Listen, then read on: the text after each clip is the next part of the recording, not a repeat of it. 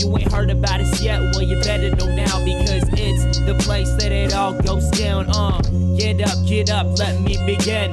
This is TWSN. You ain't heard about us yet, well you better know now, because it's the place that it all goes down.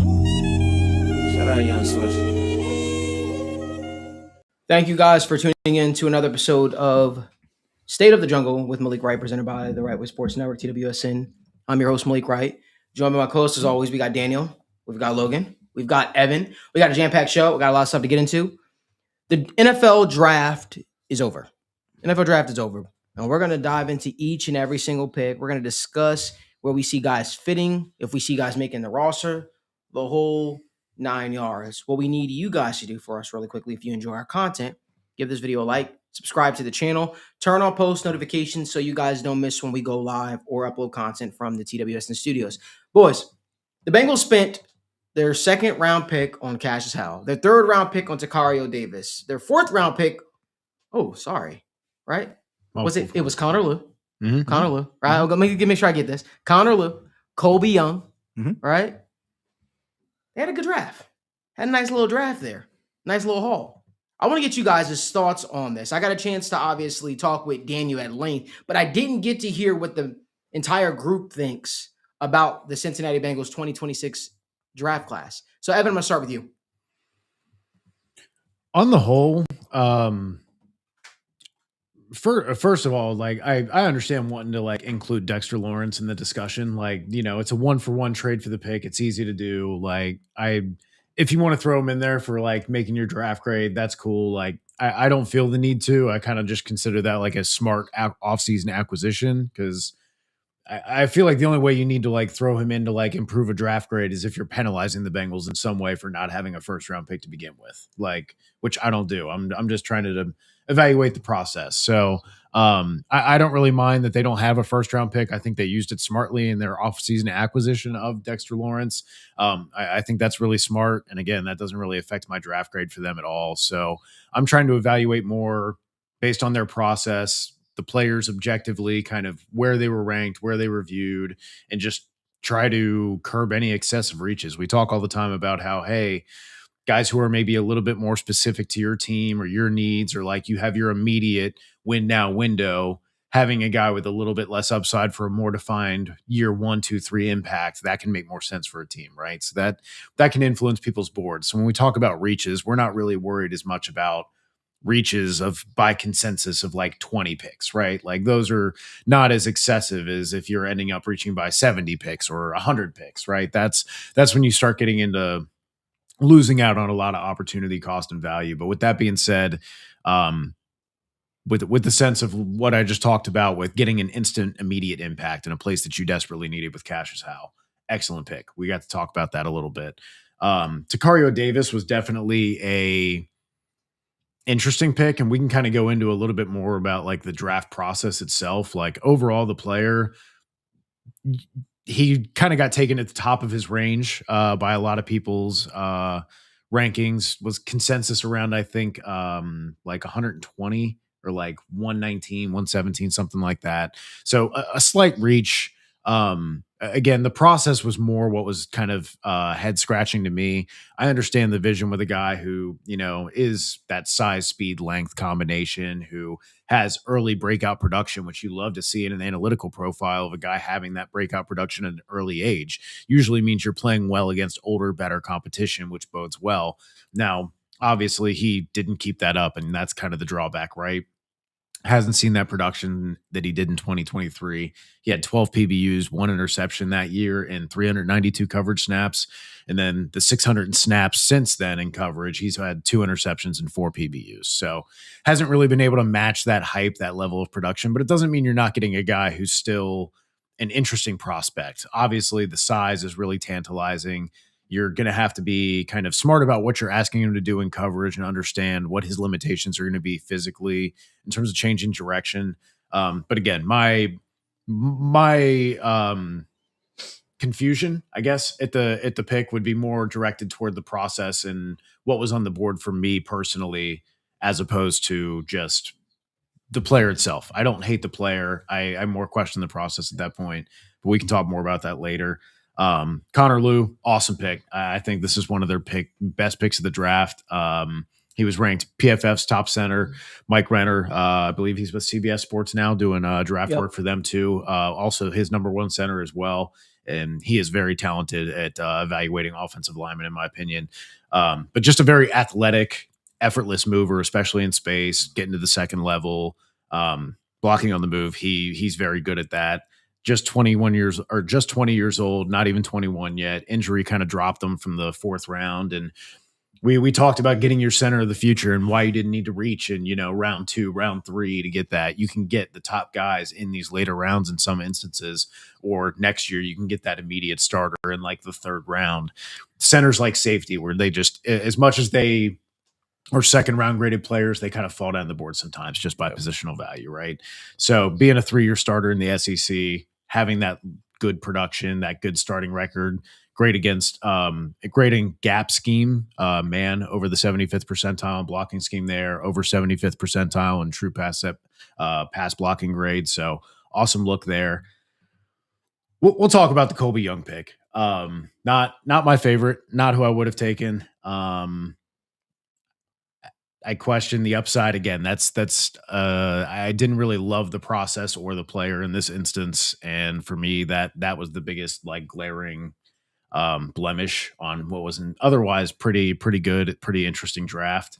And then obviously finishing up strong with our guy we've talked about in the war room a lot, Brian Parker. We've gone into detail multiple weeks on why we love him as a prospect, his inside out versatility, tackle, guard, center, projects more as a guard or center, but at least gives you that backup depth that we needed at offensive line that just desperately, you had to have something besides Cody Ford back there. And you definitely feel a lot better with Brian Parker coming in to play a lot of these games, I think. And then obviously Endries there at the end of the draft, great tight end pick. Some guys had him as high as like 120 on their board. Getting a guy like that in the 7th is really good. Not a crazy like gazelle type of receiver, but a very solid receiver, a fluid mover, gives you some of that inline versatility and can kind of fill a little bit of that Eric All role a little bit if Eric All is not healthy, or if you're seeking another tight end to kind of offer you that ability to go heavy, to still have them be a receiving threat, to be able to block in line when you ask him to. I think he's going to be able to do that at least a competent level, more than you can see from the other tight ends offered on the Bengals roster. So overall, just touched on them a little bit more. We can talk about the process and what goes into those picks, but overall, I'll give the Bengals draft like a solid B+. I love the Cashius Howell pick, love the Connor Lew pick, love the picks down the stretch there at the end of the draft, really cleaned up. Landon Robinson was a great way to end it with getting a pass rusher with upside from the interior. Again, just hitting home on turning the D-line into a strength, recognizing that has just not been good enough and that you have to get some good pass rushers in there, and you can't keep saying we're just going to get these athletic freaks and hope we can develop them, because you didn't have 3 years. And I appreciate at least that the Bengals were willing to, hey, recognize we should trade and try and get into this range that we need to. I appreciate, even if I don't love the Colbie Young pick, even if I would have gone a different route, I can understand the process that gets you there. And I appreciate them at least being aggressive in that sense. I appreciate them honing in on what their needs were and then attacking guys who were good at football in those areas in a proven way that you can get an immediate impact, to where maybe, hey, they're not a 3-down starter for you, but they're going to be one of the better rotational pass rush pieces. And that's really what you need right now for this line. So overall, I'm happy with it. We can talk a little bit about the process and why we thought that, but pass it off to you guys. Yeah, I think for me, the thing that I really wanted to emphasize for this draft class in general is it feels like one of the first times in quite some time where we don't have to question roles. We don't have to question the way they project on the team. I think a lot of these guys have very specific skill sets that we need, and very specific skill sets that fit certain roles that they will just be playing in the NFL. And obviously, if there comes a time where that's not the plan, well, then that's a different discussion to be having. But I think top to bottom, maybe outside of the Colbie Young pick, but again, that's a little bit of a different discussion. Everybody has a very clearly defined role, or kind of like projected like baseline of what they're going to be expected to do both now and in the future. And I think that is very, very refreshing to see. And it's something that, kind of helps you feel like it's more win now, but in reality, it was just good drafting to a degree as well, because these are roles that are important. These are roles that are valuable, and these are roles that make an impact in today's NFL. And we talked about, as we were live, about a number of trends that they broke, drafting a lot of outliers. I mean, Cassius Howell is one of the shortest arm lengths ever at the edge position. Landon Robinson is like the shortest and one of the lightest players at the D tackle position. Tacario Davis, the inverse of them, a massive corner, massive athlete with long arms. Like they kind of just found players that they like. And again, these people fit really specific roles, which is really nice. But something we've kind of seen a growing trend of for the Bengals is drafting really high RAS scores, really athletic players. And, for a while that didn't coincide with production necessarily. And I think they were kind of just hoping that they can find these guys that are big, athletic, and can, run fast, jump high, do all these things. And, they were kind of hoping that they could get the best out of them. They can develop them. They can do all these things. And maybe they either have decided they can't do that and they want to go more towards a blend of good athletes, but also some good production. Whatever it is, they continued that trend of drafting really good athletes to a degree. But again, they definitely chased a little bit more production this year. They did a much better job of blending everything together. And really just putting together a really, really good draft. There's not many drafts top to bottom that honestly were very better around the league. I don't really think, obviously some teams got some better value with other picks. The Bengals didn't have a first, but outside of the Colbie Young pick, which again, we will talk about more, I think every pick was good. You want to say we reached a little bit on Tacario Davis. I won't push back on that. I'm obviously a little bit higher on him. But again, that's a unique profile. That's a unique athletic testing. That's a unique build profile that you just don't see a lot of. And again, that's another trend for Bengals. They did a lot of things that they don't usually do. And they got players that are just good, that have shown to be good. And it was a very refreshing, different way of drafting for them. And I honestly hope it's something that continues. And I honestly do think something we'll talk about too is just, I think the UDFA class was really good as well. So they didn't just kind of satisfy themselves with a good draft. They went out and added some quality UDFA players that, I think some of them really do have a chance to make the team and fight for a roster spot. But again, I'm a pretty large fan of this draft in general. I float a little bit more of like an A-, high end B+ kind of thing, because I really do think there's instant impact roles for a number of these players.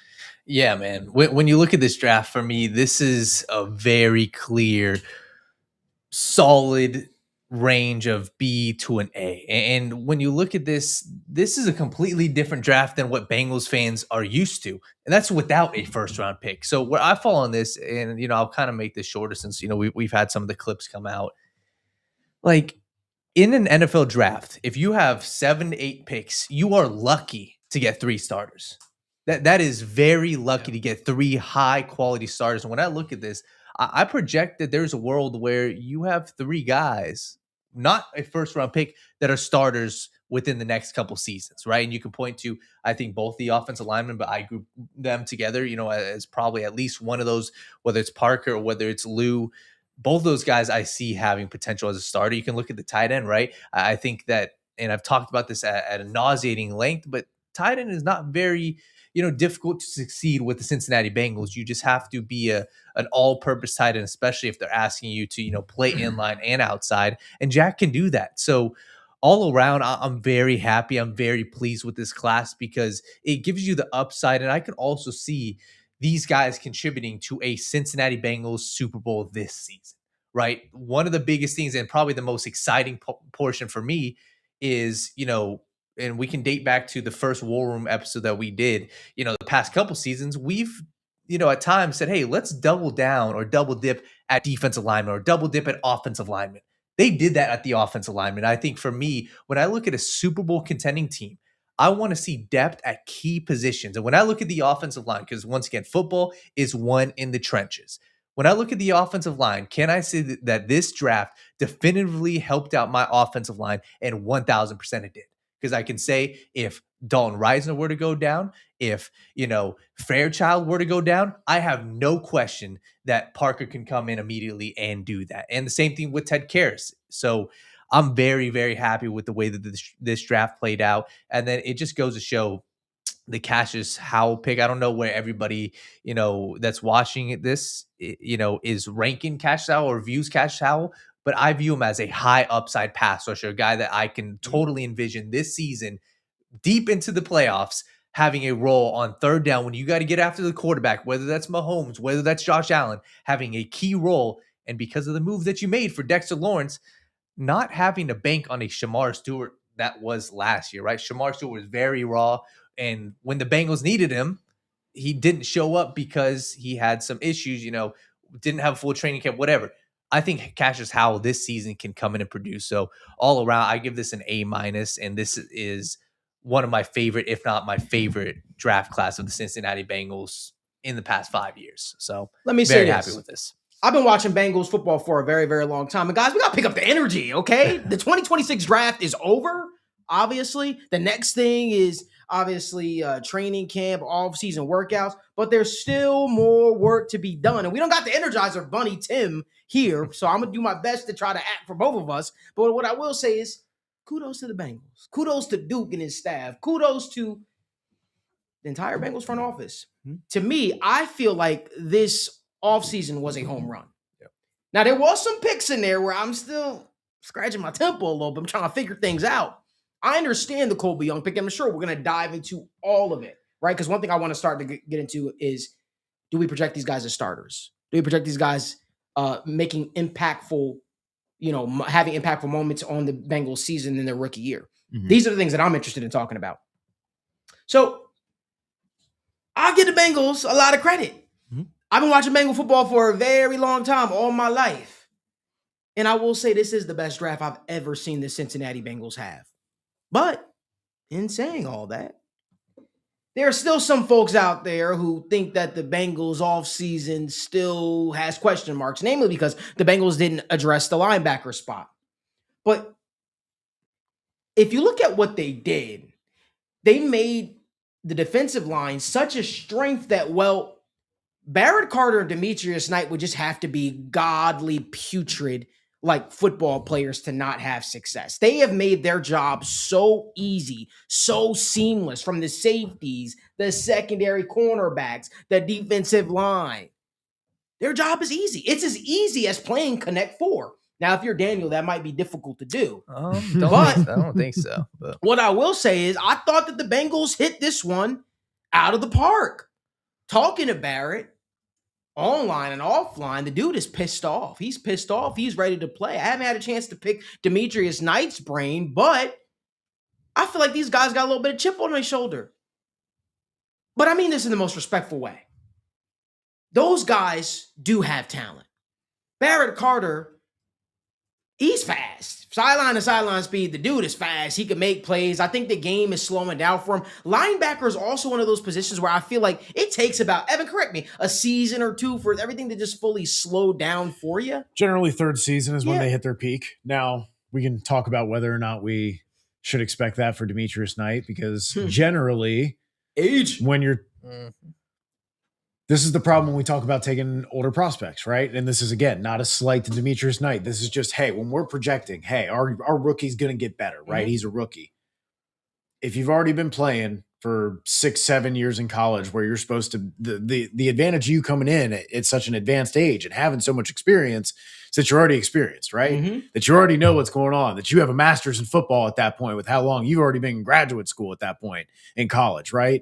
So you've already got that. And if you're already 24, 25 years old and you've been spending 6-7 years in that college program building up your body, you've already advanced. We talk about, hey, you draft the guys who are 20. Hey, they still might be growing. They might be developing. Mm-hmm. They haven't reached their athletic potential yet. Mm-hmm. They've only been in college doing this seriously for 2-3 years while they were partying and going to class and doing whatever else, right? So when I go, hey, I have to be, hey, Demetrius Knight, the way he gets better is this D-line just keeps him clean to where he can just be a heat-seeking missile, mm-hmm. right? And that's the way I project. Whereas for Barrett Carter, I can say, hey, he's younger. He can get more athletic. He can develop his body more. I can see the process for that. But it definitely makes me a little nervous about Demetrius Knight. And I want to be fair about that, but I also want to be fairly critical of it in the sense that, again, we've got a guy who's supposed to be a little more mentally developed, a little more physically developed. He's going to have those challenges when everything changes in the NFL. And to see Barrett Carter get the green dot, I think that says a lot, not only about Barrett Carter's ability, but also what the coaching staff thinks about where Demetrius Knight is at right now. When we were sold, the advantage of bringing him in was he was ready to rock, and he was ready to be that guy. So I really want to see that this year. We're like, hey, usually we wait until year 3, but like I might need to see more from Demetrius year 2. Yeah. And I think that's fair. I think that's fair. He has the supporting cast. We talk so much about quarterbacks having supporting cast. Can we talk about the backers having supporting cast? Logan's our residential football coach, but yet and still he hasn't cooked yet. I'm waiting for him to cook. And you know, he tries to dive into a lot of these linebackers, a lot of these guys who maybe Evan doesn't know, or Daniel doesn't know, or myself doesn't know. And he brings up so many of these prospects, and Barrett Carter is a prospect that he was so high on. Logan, what I have to question you about, I need you to tell the masses what you saw from Barrett Carter at Clemson, that you believe in year 2 and going forward, that he could elevate his game to the next level, especially when you think about the additions the Bengals have made to the defensive line. After that, we're going to dive into each draft pick and where we see them fitting. But while we got you here, before Logan cooks, give this video a like, subscribe to the channel, turn on post notifications so you guys never miss when we go live or when we upload content from the TWSN studios. Logan? I think for me, there's 2 points I want to make. One, again, about Barrett Carter, and the other one about the linebacker position in general. First off, with Barrett Carter, again, no secret at all, absolutely no secret that I was a massive Barrett Carter fan.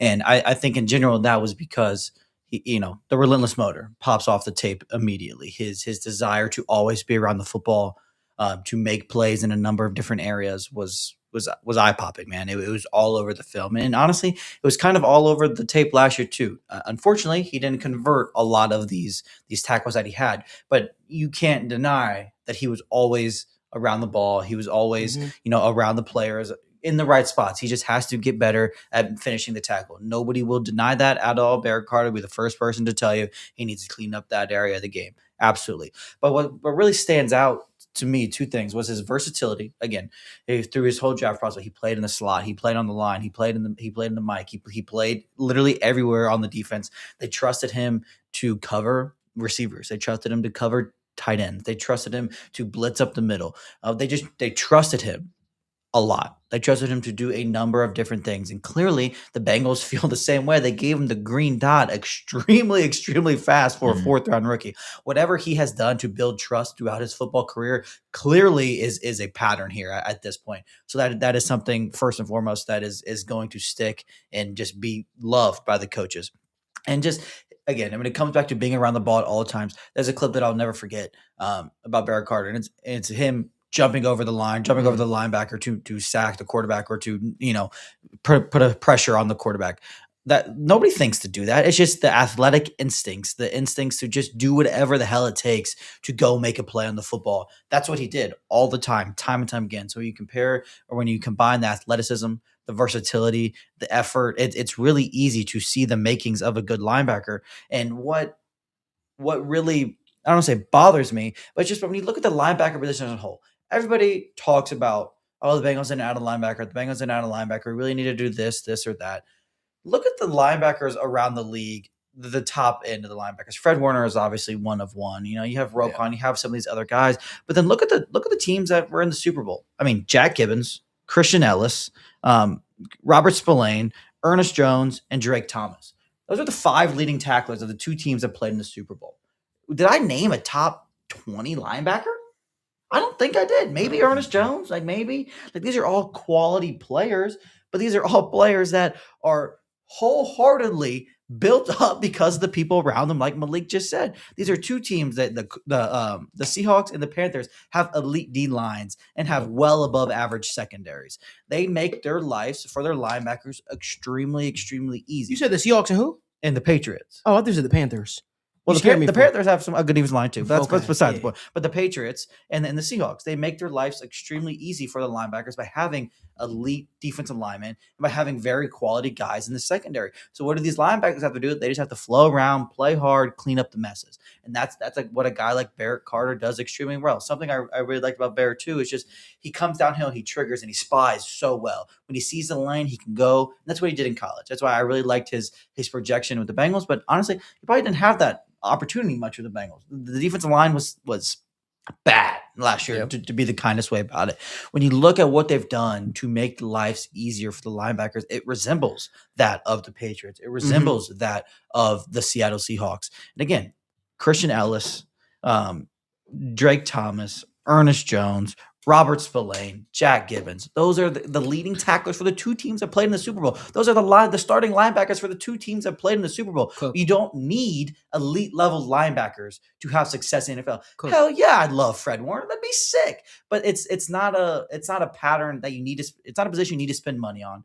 It's not a position that is going to truthfully elevate your team around them. What elevates your team around them is an elite defensive line, and that is something the Bengals have clearly honed in on. They trust their evaluations of the linebackers, and yes, they didn't have great years, but they have the traits that excite you much more with an elite defensive line in front of them with a pretty damn good secondary behind them.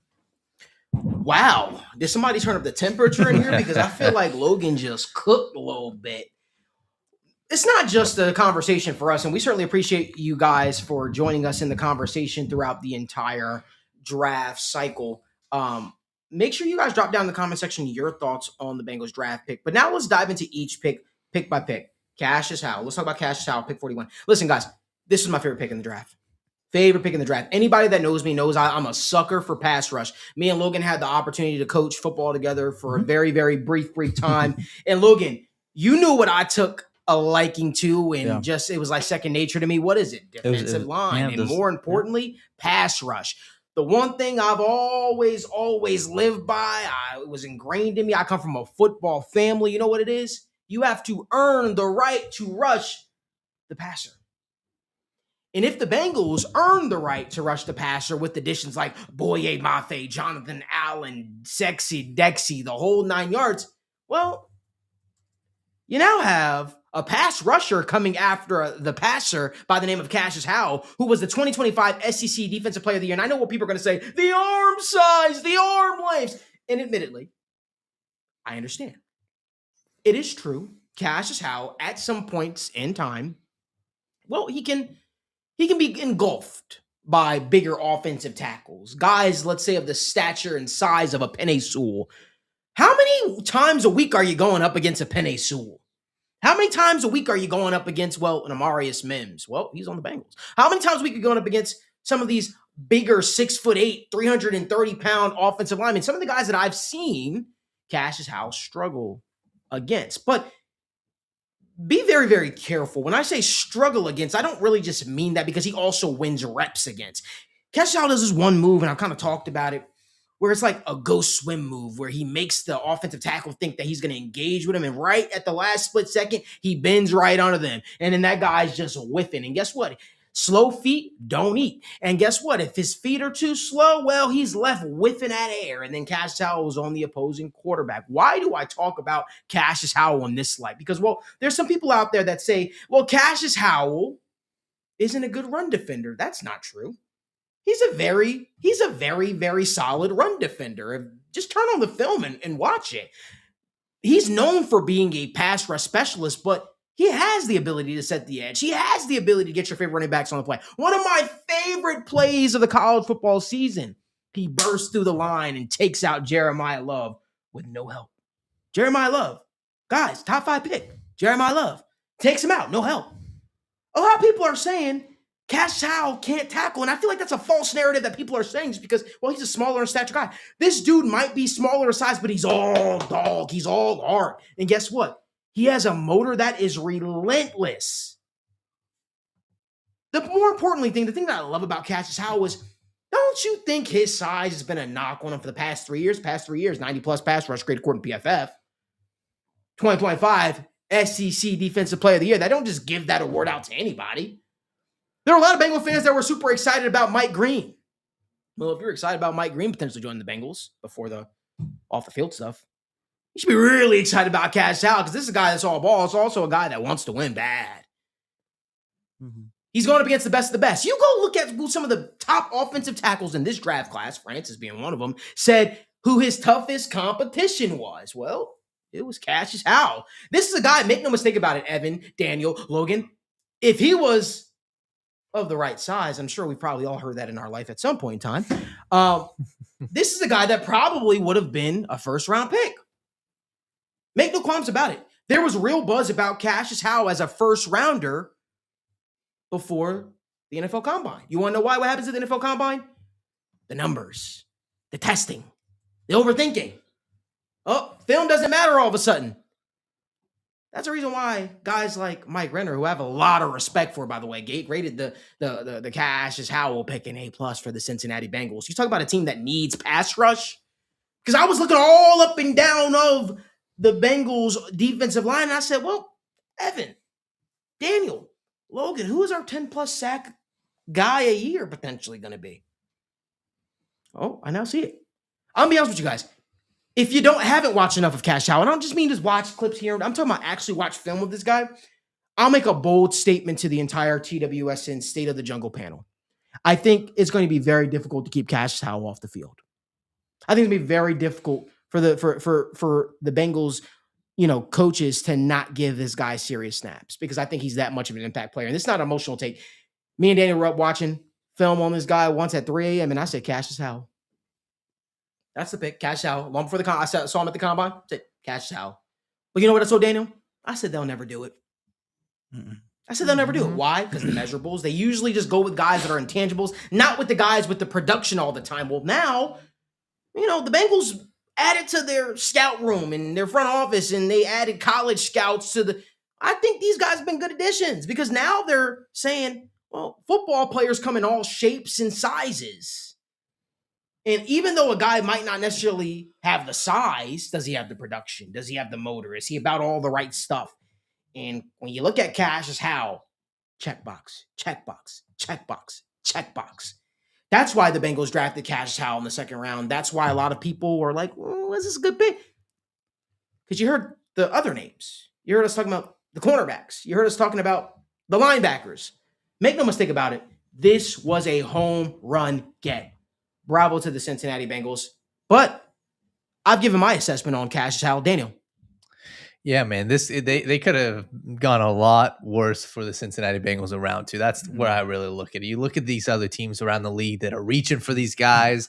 You can ask the Jaguars. You can ask the 49ers. So many other teams that I felt were trying to fit, their guy 2 rounds early. And the Bengals, I thought, got phenomenal value with Cashius Howell all draft process long, before the combine.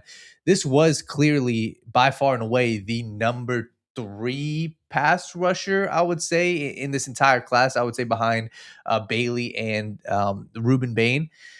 It's just the measurables, and it made sense, right? Maybe you're not going to take this guy at 10, but to be honest, when I was, doing the mock drafts at the end of the first round, teams like the 49ers, a team like the Dallas Cowboys, respectfully, I like Malachi Lawrence.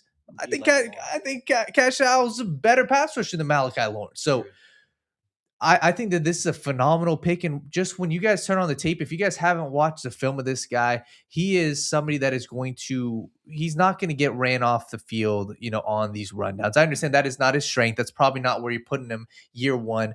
But I see a real world where this guy can develop into that, right? You look at him against some of the top guys, the Texas, left tackle, who is a projected top 10 pick this upcoming season.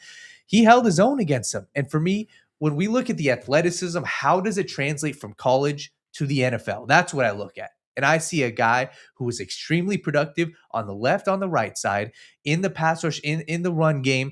And he has the functional athleticism to, bend the corner. Not only that, but he's able to, circle back and get the high effort sacks. For me, this is a home run selection. And I know we had some people in the chat talking about his energy. Listen, if year one he is not a 3-down starter, I'm fine with it. But I'm so confident that this guy is a very good pass rusher. Not only that, but I believe that the Bengals coaches believe that this guy is going to contribute year one. And for me, that is what gives me hope, because this Bengals coaching staff, those are the guys that we've had the biggest problems with, right? We've talked about these guys that haven't necessarily developed. We said this team can't develop talent. Well, I feel like they've got a good eye on what Cashius Howell can do. You don't need him to do anything this year. So for me, that's what I'm super happy about, because you have Boye Mafe, you have Myles Murphy. It's not like you need him to be a 3-down starter from day one. So very, very happy with the pick. And I think he's going to develop into a phenomenal pass rusher for the Bengals. Something that really gets me excited about the Cashius Howell pick.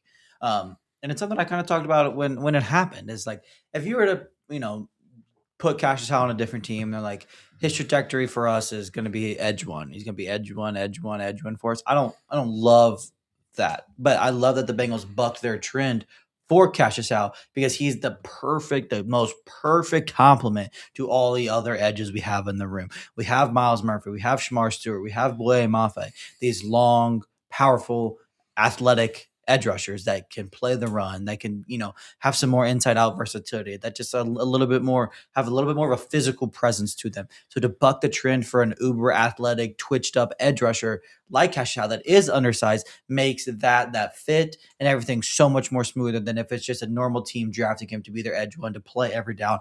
I don't think that's his strength. He's an elite pass rusher.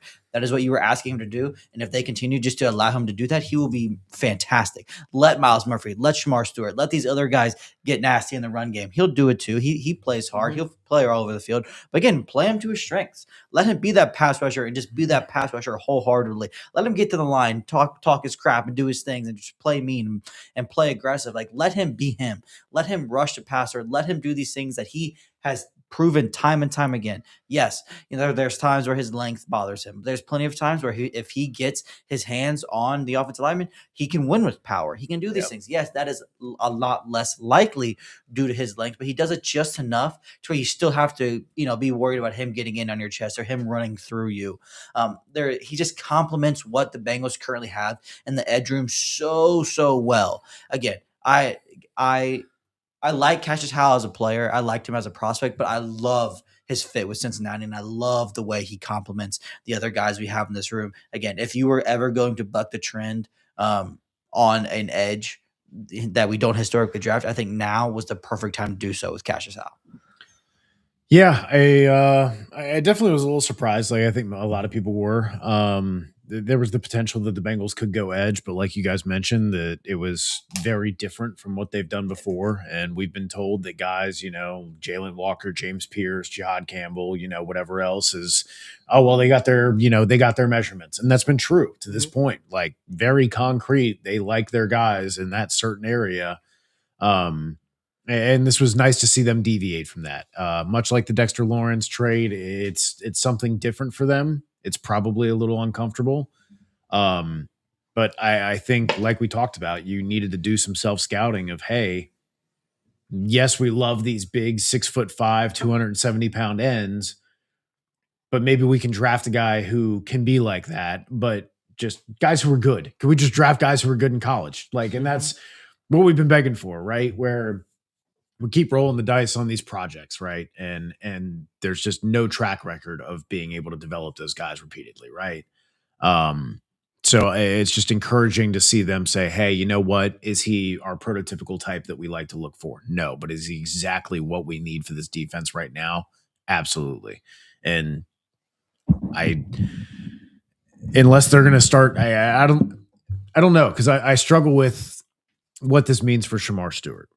Because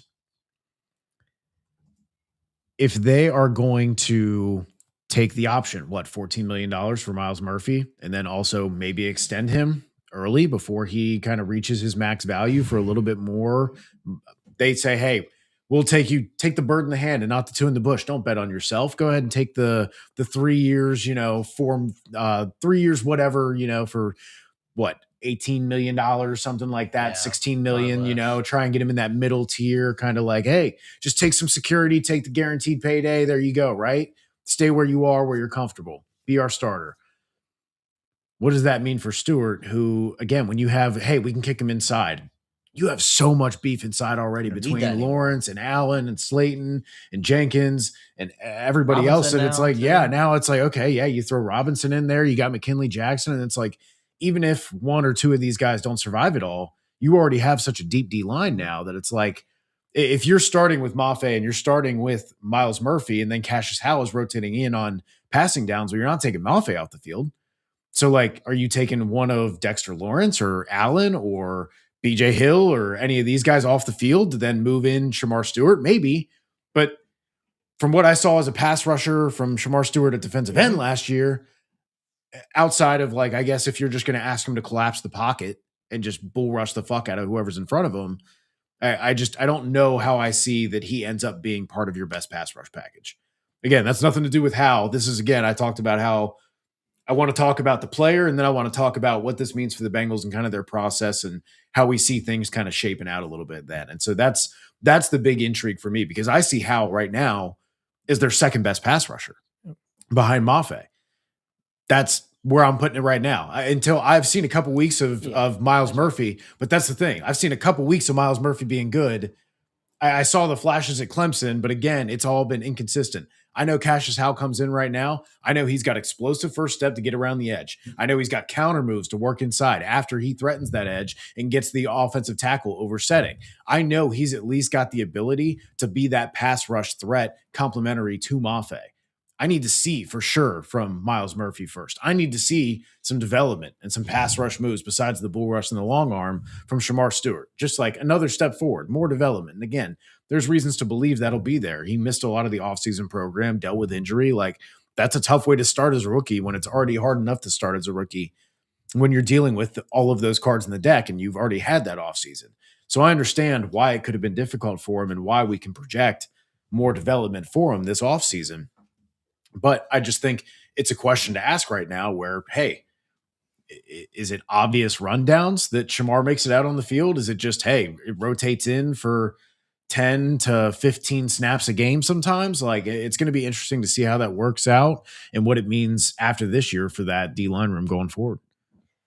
You know, I agree with you, right? But this makes me think maybe a 3-4 defense could be in play, guys.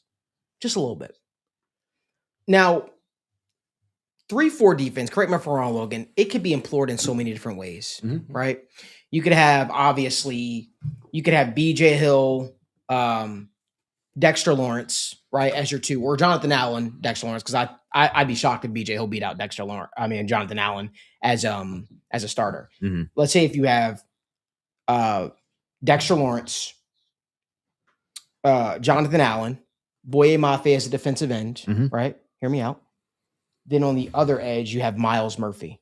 You still need your two additional backers that aren't Barrett and McKnight or Knight, whatever. I'm thinking about Brian McKnight. I said McKnight. So in some defenses, they call it cat dog, right? So therefore, you can essentially have Cashius Howell as a stand-up edge rusher, or Boye Mafe was implored in that way as well. So you can then take Boye Mafe and implore him as an edge rusher.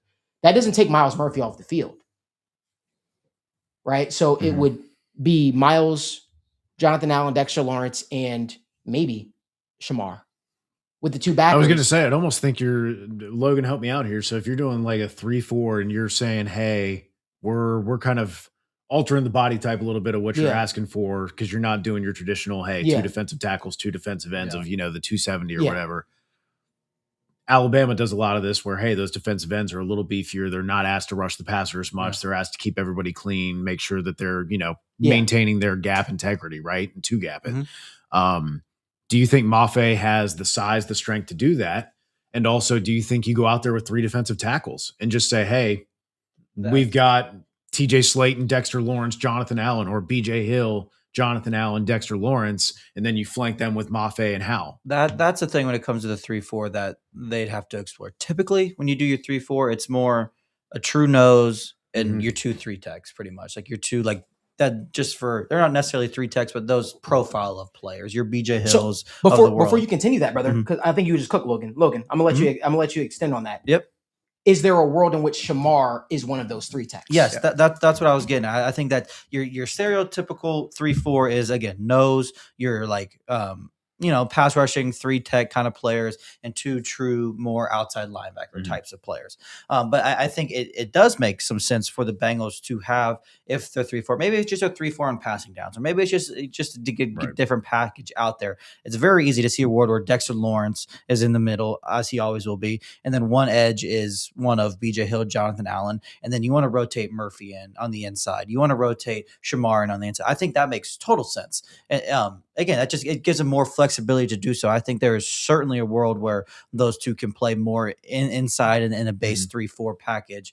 But if they want to go 4-3, then they kind of be more of your traditional edge players, stopping the run. But again, in your 3-4, if they were to do that, I think it gives you a lot of flexibility, which I think is something that Al has talked about a ton.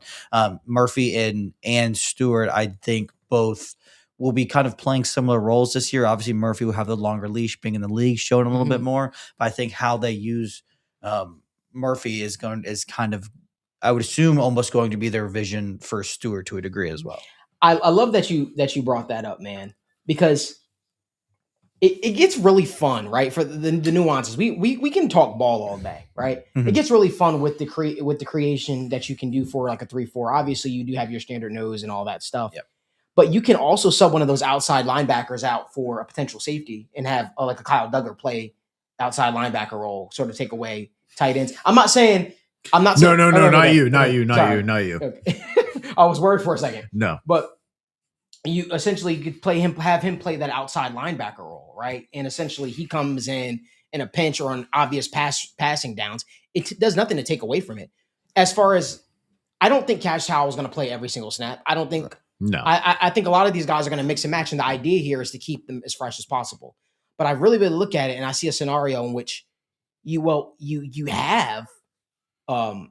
keep Miles Murphy rushing on the edge.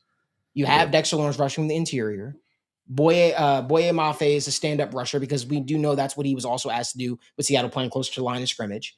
There's so many different weird things that they could do to get pressure on a quarterback here. And I think that's the most exciting part for me. It's a good problem to have for sure. But my only concern, and just more of a curiosity than they need to figure this out right now. It's not like urgent, but I'm just more curious when you have guys like Miles Murphy, who it's like, hey, you've been developing, it's time for you to play. But then you also have a guy like Shamar where it's like, he needs to be playing to develop.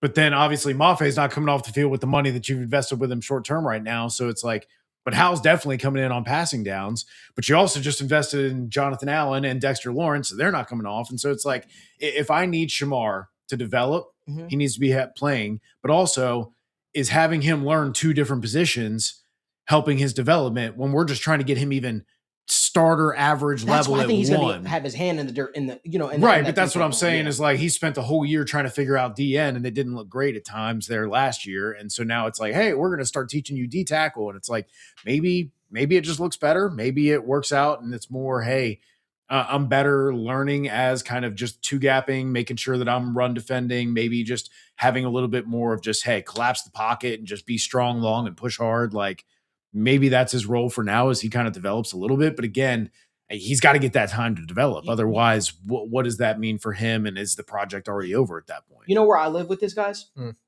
Well, it kind of works out very perfect if you think about it for a situation. And Miles is not got fuzzy balls. We're not saying Miles is playing nose tackle. That's not what we're saying. We're saying Miles will be a defensive end. He will have his hand in the dirt.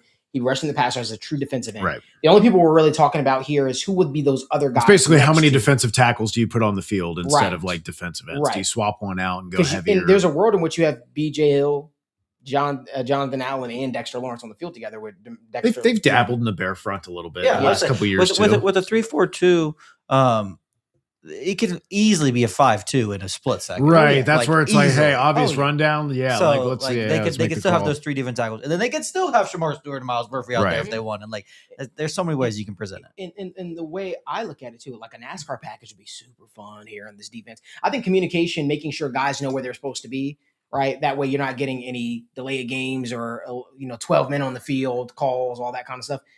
But from a contractual standpoint, it kind of works out perfect if you think about it. Boye is under contract for 3 years, right? Shamar, I'm assuming 4 years, considering the 5th year option too, if you like what you see, right? I'll say 4 years. Yeah. Miles, TBD, right? Because the 5th year option, and we'll see if an extension or something like that gets done with him. And then Cashius Howell, 4 years. My thought process here with this is, well, there's no rush for Shamar. There's really no rush. You want to get him on the field, obviously. You want to see him play as much. But let's say in the world Shamar becomes who we want him to become. Well, maybe they don't look to extend Boye Mafe, who'll be 30 in 3 years. And they let him walk, and Shamar is now developed into that role that we wanted, and they kind of just keep it as a free-flowing system. Does that make sense a little bit? Yeah. I'm just trying to make sense of how they might see it. Maybe they thought maybe they don't want to put too much on. Shamar this early on, I guess, for whatever reason. Maybe they are like, hey, by us adding Boye Mafe and Cashius Howell and this person and that person, you don't have to put it all together right away. This will allow you time to grow, you develop, and then by the time you're ready to go, yada, yada. It's for me, the cream rises to the top, and I don't think that this is something where the Bengals were like, all right, we have to get this guy because Shamar can't do this, or this is just adding good football players. And at the end of the day, like Miles Murphy is a perfect example. If this guy comes out and balls out this year, maybe you do sign him to an extension, but that's why you have this big group of guys. That's why you have Cashius Howell. Cashius Howell ideally is a perfect replacement for Boye Mafe in a couple years. And it's the same thing. Shamar Stewart, like these guys, somebody's got to prove it. And I really think that these guys are going to get the opportunity. And once again, maybe day one, week 2, week 3, they don't. But there are always injuries in the NFL. Always. And this is a group that I can look at and say, hey, I am much more confident in this defensive line now because of the depth that they have. If we looked at last year's depth and we were projecting a Super Bowl for the Bengals, and let's say one of those defensive tackles goes down, McKinley Jackson's playing last year. We had Howard Cross snaps last year. We had Mike Pennell snaps last year. And this year, if that happens, if Jonathan Allen goes down, then you have Chris Jenkins is in his third year. Well, you still have B.J. Hill, you have T.J. Slayton. I'm so confident in this team. And for me, it starts at the interior defensive line. The fact that the Bengals have those 4 bodies at the interior defensive line of Dexter Lawrence, B.J. Hill, T.J. Slayton, and Jonathan Allen, that makes this defense, it is going to do wonders. And I don't think that people understand just how important that is, because you guys are talking about all the formations. None of that happens if you don't have Dexter Lawrence. Mm-hmm. None of that happens. I think the best way to put this to Daniel is right. Imagine a basketball team, right, where you have a Luka Doncic or a Nikola Jokic, where essentially these guys are great everywhere. And by having these guys, they allow other guys to play even better than they would normally do, right? Every now and again, you'll see guys who, on any other given night in the NBA, they won't score 30 or 25, but because they have a Jokic or a Luka or whoever superstar you want to name, pretty much getting all the energy, getting the defense so focused on them, they're kicking it out to those guys, and those guys get so many scoring opportunities, right? And so it creates one of those things where it's like, well, it can go absolutely crazy. You get guys now playing out of position because you have a Dexter Lawrence, Jonathan Allen, B.J. Hill. Well, offensive linemen are human as well too, right? They're going up against these guys nonstop. Imagine that, Ev, right? You're an offensive guard. You're blocking Dexter Lawrence nonstop, B.J. Hill nonstop, Jonathan Allen. As soon as you think you get a beat on them, it's third down, and now fresh bodies rotating, and then now it's a NASCAR package. You got Shamar, Miles, Boye, all Cashius Howell, all those guys now rushing, and now you get fast, physical, lengthy defenders who, while they might not possess as much strength because they're fresh, because they are throwing different moves at you that you're not really used to seeing, well, now they're also getting pressure from the interior, and you don't want them to live and die in that spot necessarily, but it provides different looks. You change the look of how your defense, can get pressure. And that's what it's about, honestly. That's the exciting thing about adding a Dexter Lawrence, adding a Jonathan Allen. I feel like Jonathan Allen should be talked about a lot more. I'm excited about that addition. I think this is the best defensive line. He's played with some pretty good defensive lines, but I just thought about it. He played some pretty good. Yeah, Minnesota had some going there for a minute. Yeah, Danielle Hunter's my guy. Man, and again, you will have those people if Dexter Lawrence doesn't have right, Logan doesn't have 13 sacks or 12 sacks this year. That'll say, well, he was a fail. Why'd you trade a first round pick? But what would it look like if Boye Mafe has 10 sacks or Shamar has this amount of sacks or Cashius Howell has 8 sacks or 9, whatever the case may be? Now you're looking at it like, oh, that's why they added a Dexter Lawrence or John, because I think Jonathan Allen, B.J. Hill, all the rest of the guys on the defensive line will be beneficiaries of him. Totally. That's where I like. And for me, I've said this before, but and you brought up a great point. And obviously, not every single NFL team is the same, but just go Super Bowl winner by Super Bowl winner and tell me the similarities, right? You could look at the Buccaneers. They had Vita Vea. You can look at the Rams with Aaron Donald. You can look at the Eagles with Jalen Carter and Jordan Davis. You can look at the Seattle Seahawks from last year with Byron Murphy and, oh my God, who's Leonard Williams. These teams, that win the Super Bowl and Kansas City Chiefs with Chris Jones, you have to have something from your interior. And it can't just be a guy like a second-year guy, no shot at Chris Jenkins or no shot at BJ Hill. You need a star on the interior, and the Bengals finally have that. And that's why I thought it was so crucial, because you weren't getting that elsewhere. You really weren't. So I think that move alone is going to make the linebackers, make everybody look so much better. I'm so excited for this, guys. I'm pumped about it, man. Let's talk really briefly, real quick, because again, we're still talking. We're still guzzling over Cashius Howell, right? But let's talk about Tacario Davis really just briefly. Do we see this guy cracking the starting lineup? I know there's some folks that believe he will. I have a hard time seeing the Bengals. I don't think the Bengals are going to employ 3 corners fully all the time. I don't think that Tacario Davis is going to supplant Dax Hill. That's just where I land. I think that there's going to be no rush for the guy. I think he's going to compete. Mhm. I'm excited for the training camp battles and the videos that come out versus T. Higgins and jump balls in the back of the end zone and see who wins. I'm excited to see Jamar Chase, him try to be over physical with Jamar Chase on a double route, up and out route, and seeing that. I'm excited for all that. I worry about the hands. Mm-hmm. I worry about the stiff hips. Yep. I worry about a lot of that stuff. But again, like Logan said, because Logan brought me to the light. When you get a chance to draft an athletic freak specimen, 6'4" with elite testing like Tacario Davis, you should take a chance on him, I guess. I don't know. I was gonna say, I understand that at this point, again, getting a size, speed, length guy like this is tantalizing just from a physical standpoint. I get that. Tantalizing. I understand that his first year playing at Arizona was excellent. He was a top 20 corner and wins above average according to PFF. And then the next year he was 1,000th. And the next year after that he was 330th.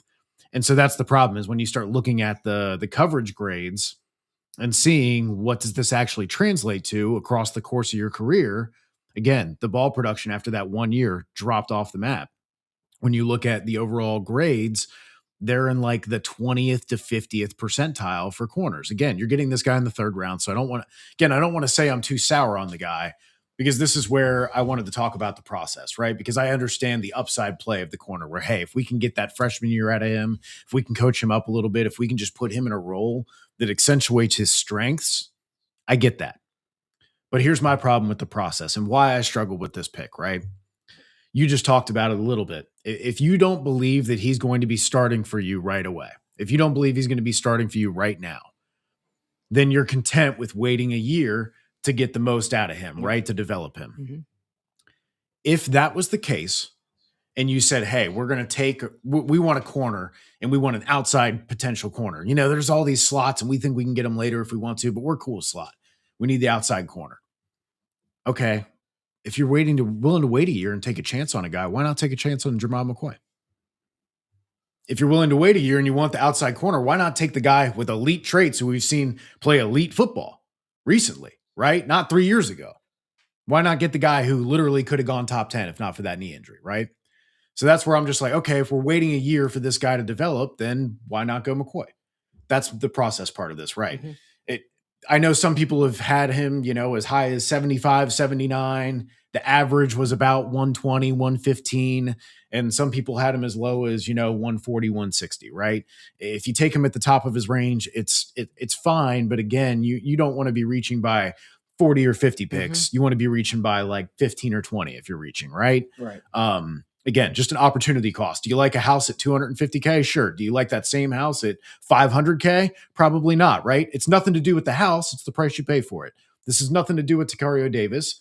It's just the price you end up paying for it when you had other potential starters there. So whether it was, hey, I want a corner right now who can come in and be a really plus starter for me, I just had multiple other guys at that point. If it was, hey, we're taking best player available, I had a lot of other guys at that point. And so it's just, again, the process thing of like, hey, I understand betting on the upside, but when you're betting on the upside, it's like hitting on 18 in blackjack, right?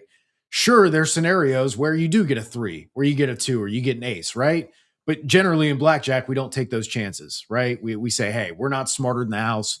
We're not luckier. We're not magic. We're not better. Yep. We're not taking that chance because there's a much safer offer that we know is the better play, right? The higher percentage play, whether that is best player available, whether that is taking the slot corner who could immediately start for you and improve your starting lineup. Again, I'm not trying to be down on Tacario Davis. These are just the questions when we talk about the draft And grade, they're about reasonable. the pick. Right. Like that's, again, if you want to wait on the corner and you're waiting a year, why not McCoy? Right. If you wanted the guy who can help you right now, why not one of the very, very talented slot corner safety hybrid guys you have that could give you a guy with inside out flexibility who can play inside this year and then maybe play outside for you like Dax did last or the following year.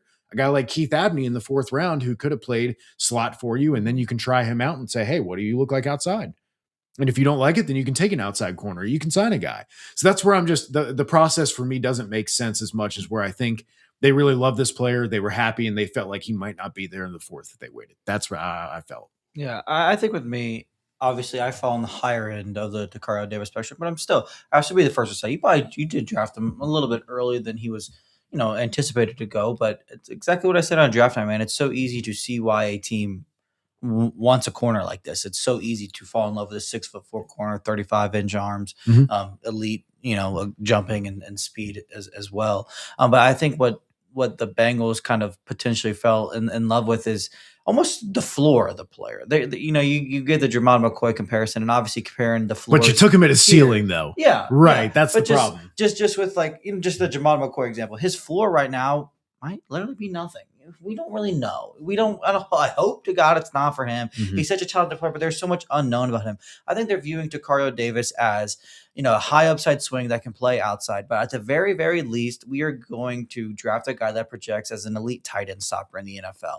And again, if yes, that's a rich position to draft in the 3rd round, undoubtedly. Right. But that is also a very niche skill set that is in growing importance of the NFL. Having these guys, tight ends are playing more and more on every snap. More tight ends are playing on every snap. So when you follow the trend of more tight ends playing on every snap, you're probably going to draft guys that can guard tight ends at a higher rate. And I think that's what they view Tacario Davis as. There's a world, again, I'm a little bit higher on Tacario Davis. It wouldn't surprise me if he plays a lot of outside corner. Dax kicks in a little bit. The 3rd corner is going to play a shit ton on any NFL team. The 4th corner is going to play. We had this conversation with Eli when people were team. saying Eli Apple wasn't going to play or something. And we were like, the backup corner plays like 500 snaps a year. They're going to play a lot. The corners are going to play. So he is going to play. He is going to have a couple niche roles. At the very least, he's going to be the tight end stopper. He'll see time again on outside corners against, maybe some teams with multiple bigger body receivers. He's going to have defined roles early on. Maybe that's not starting down to down. Maybe that's not, a true starting tag, but he's going to play and he's going to play a lot. And again, yes, you drafted him at more of the higher end outcome for him. But if he turns into a pretty reliable outside corner, you're going to love that. If he turns into a guy that's going to be an elite tight end stopper, you're going to be pretty happy with that too. Yes, there's some corners I personally still even like better, but I'm still very happy to have Tacario Davis because there's so many more paths for him to succeed. There's some more unique roles for him. There's just going to be a place for him in the NFL. And I think that is valuable when you look at the Bengals history. You don't want to miss. You want to draft a guy that you can have a specific role for, which is why I said I like this draft class so much. There's a clear plan. There's a clear role for a number of these players, and I think Tacario Davis is one of them. Completely. And when we look at, what the Bengals could have drafted instead, something I was, obviously a major fan of, I wanted a nickel cornerback, right? I wanted a guy that can immediately slot in there. But in one of our comments, Corey was kind of touching on the money situation for the Bengals. The fact that you went out and got Dexter Lawrence, it probably means somebody is not going to be re-signed. So I don't hate the fact that they went outside corner, right? And it is something different. And I just want to see him play first because I agree with you guys. For me personally, I don't want him day one on the outside. I don't want him starting week one, whoever it may be. But he's going to get snaps. And do I see a world where he is getting killed game after game after game? Not really. I think he's going to have good reps, especially against teams with those big body receivers. And I look at the teams in the division, whether it's, now Denzel Boston with the Browns, or you look at the Pittsburgh Steelers as an example that I brought up time and time again. Yep. Michael Pittman Jr. and DK Metcalf. Ravens just drafted 2 big receivers. Yes, they did. Jacoby Lane. you are going to need somebody that can do that. So I don't hate the shot on Tacario Davis. I do think that we'll see where he lines up, if he's going to be that tight end stopper from day one. But all around, I think that it probably hurt that the Bengals didn't go a different direction. I thought that there was other guys. We talked about this in the past. You guys brought up, Keith Abney. There's certain guys that we can look at from that 3 to 4 range where I see them starting immediately from day one on their teams. Yeah. That's where I'd be upset with this pick. But Tacario Davis, Again, not the player, yes. the process. Yep. That's what I think too often we conflate the two, right? Or you talk about, well, I looking at the board again, BPA, I had different players, cornerback, I had different players. Again, it's not an indictment of the prospect themselves, because we all liked Landon Robinson and Brian Parker, but if you took them in the second or the first round, we'd all be like, what the hell are you doing? And that's not because we don't love any of those players. Like that's just, again, bad process. And those are two separate things. Quickly to wrap up my thoughts on Tacario Davis too. And maybe this isn't the best way to look at it either, but it's just another perspective that I think matters. The opportunity to add a corner with his build and athletic traits and upside I've talked about, it is rare. Like, that doesn't mean you overdraft them, doesn't mean you do these things, but that is a true fact of the matter. We talk about Keith Abney, we talk about the Chandler Rivers, we talk about some of these other corners that were available that we'd like. Those profiles are a lot more common than Tacario Davis. That doesn't mean that's why he should be drafted over him. But from a Bengals perspective, they're like, let's take this guy here now because he's in this current draft. And then next year, when we need another corner again, more than likely, because our quarterback room is thin, our 2 top corners are going to be expensive and free agents. Now we can draft one of those more common profiles at corner that present, things that are a little bit more stereotypical at the quarterback position. Maybe that's not the best way to look at it either, but I do think there's a chance that factor in. Just this cornerback profile doesn't come around often. The guys we passed on are much more common profiles. And one thing I'll add on to that, I agree with Logan. I think they're being real cool. I think they're being very coy. I think they're being very coy about Tacario Davis. I think he was drafted to be the tight end stopper because while it's not a position in the league, it's a position that the Bengals need to create, essentially, because I'm going to break something down for you guys. What do I always say on the show? Men lie, women lie, but what? Numbers don't. Is Landon the only person that knows what I usually say? Numbers don't. Numbers don't lie. And here are the numbers. For the last 2 seasons, the Bengals have been the worst team, the worst defense against tight ends. This year alone, they gave up damn near 1,500 yards to tight ends. 16 touchdowns, to be exact, is what they gave up this season alone to tight ends. The year prior, they gave up almost 1,200 yards to tight ends and 10 touchdowns. And in 2023, guys, they were the 3rd worst team against tight ends, giving up 1,080 yards and 6 touchdowns. For those math nerds out there, aka Evan, for the last 3 years, the Bengals have given up 3,638 yards to tight ends alone. And 32 touchdowns. Damn. That is strictly just to the tight end position. So allocating resources, we haven't even talked about the receptions. They've been up there. And I didn't feel like the need to dive into them, but they're up there, guys, close to 500. But when we talk about why they drafted Tacario Davis, a guy that they could view as a specimen or a Kyle Duggar, they bring Kyle Duggar in, it is to specifically get someone in here to stop the tight end position. That is what they drafted Tacario Davis for, and that is what they brought in a guy like Kyle Duggar for. Guys, I think the Bengals could be almost revolutionizing a position. We talked a little bit on the stream a couple days ago that, hey, the Cincinnati Bengals, years ago, the slot position wasn't really viewed highly in the NFL, but then it became a really sought after position around the league. I think the league is still trying to figure out how to defend tight ends, especially those outlier athletes, guys like a Kyle Pitts, who sometimes defends himself, but other guys, right? Guys like Travis Kelce when he was in his prime, or George Kittle when he's healthy, or Mark Andrews or Isaiah Likely. These are guys that have been game wreckers. These are positions that have been difficult to deal with. Have you turned on the Lions tape and have you watched Sam Laporta? Filthy. Yeah. Absolutely filthy. How many games did we see a guy like Dalton Knecht break the hearts of, the opposing team? Colson Loveland. How could I forget him? There are so many tight ends in the National Football League that the league is still trying to sort of figure out. So I think that you sort of need to figure out a way to kind of slow these guys down, because so often when you turn on the film, the Bengals are giving up so many cheap yards and third down conversions to that position that it's time to address it. It's time to address the elephant in the room, because it's clear they have the guys on the boundary that have, taken away the outside receivers. So what are you going to do to sort of take away the tight end position? That's just my thoughts. But we're going to keep the conversation rolling. Let's talk about Connor Lew. Let's keep it brief. Connor Lew. I'll keep it simple. I think the Bengals got their center of the future. That's what I think. There are murmurs that I've heard. I don't know how long Ted Karras has. I don't know if this is his final year in Cincinnati. If I was a betting man, I'd push all the chips to the table and say Ted Karras retires at the end of the year. That's what I would say. And I think that the Bengals needed to have a solution on hand. That's where I land with Connor Lew. I think Connor Lew would have been a very, very top pick in the draft had it not been for the ACL tear in October. Everything you hear is the guy seems like he will be healthy by training camp, ready to go. And the best part about it, we have Iron Man at center. So it doesn't seem like he'll necessarily have to be thrusted into action right away.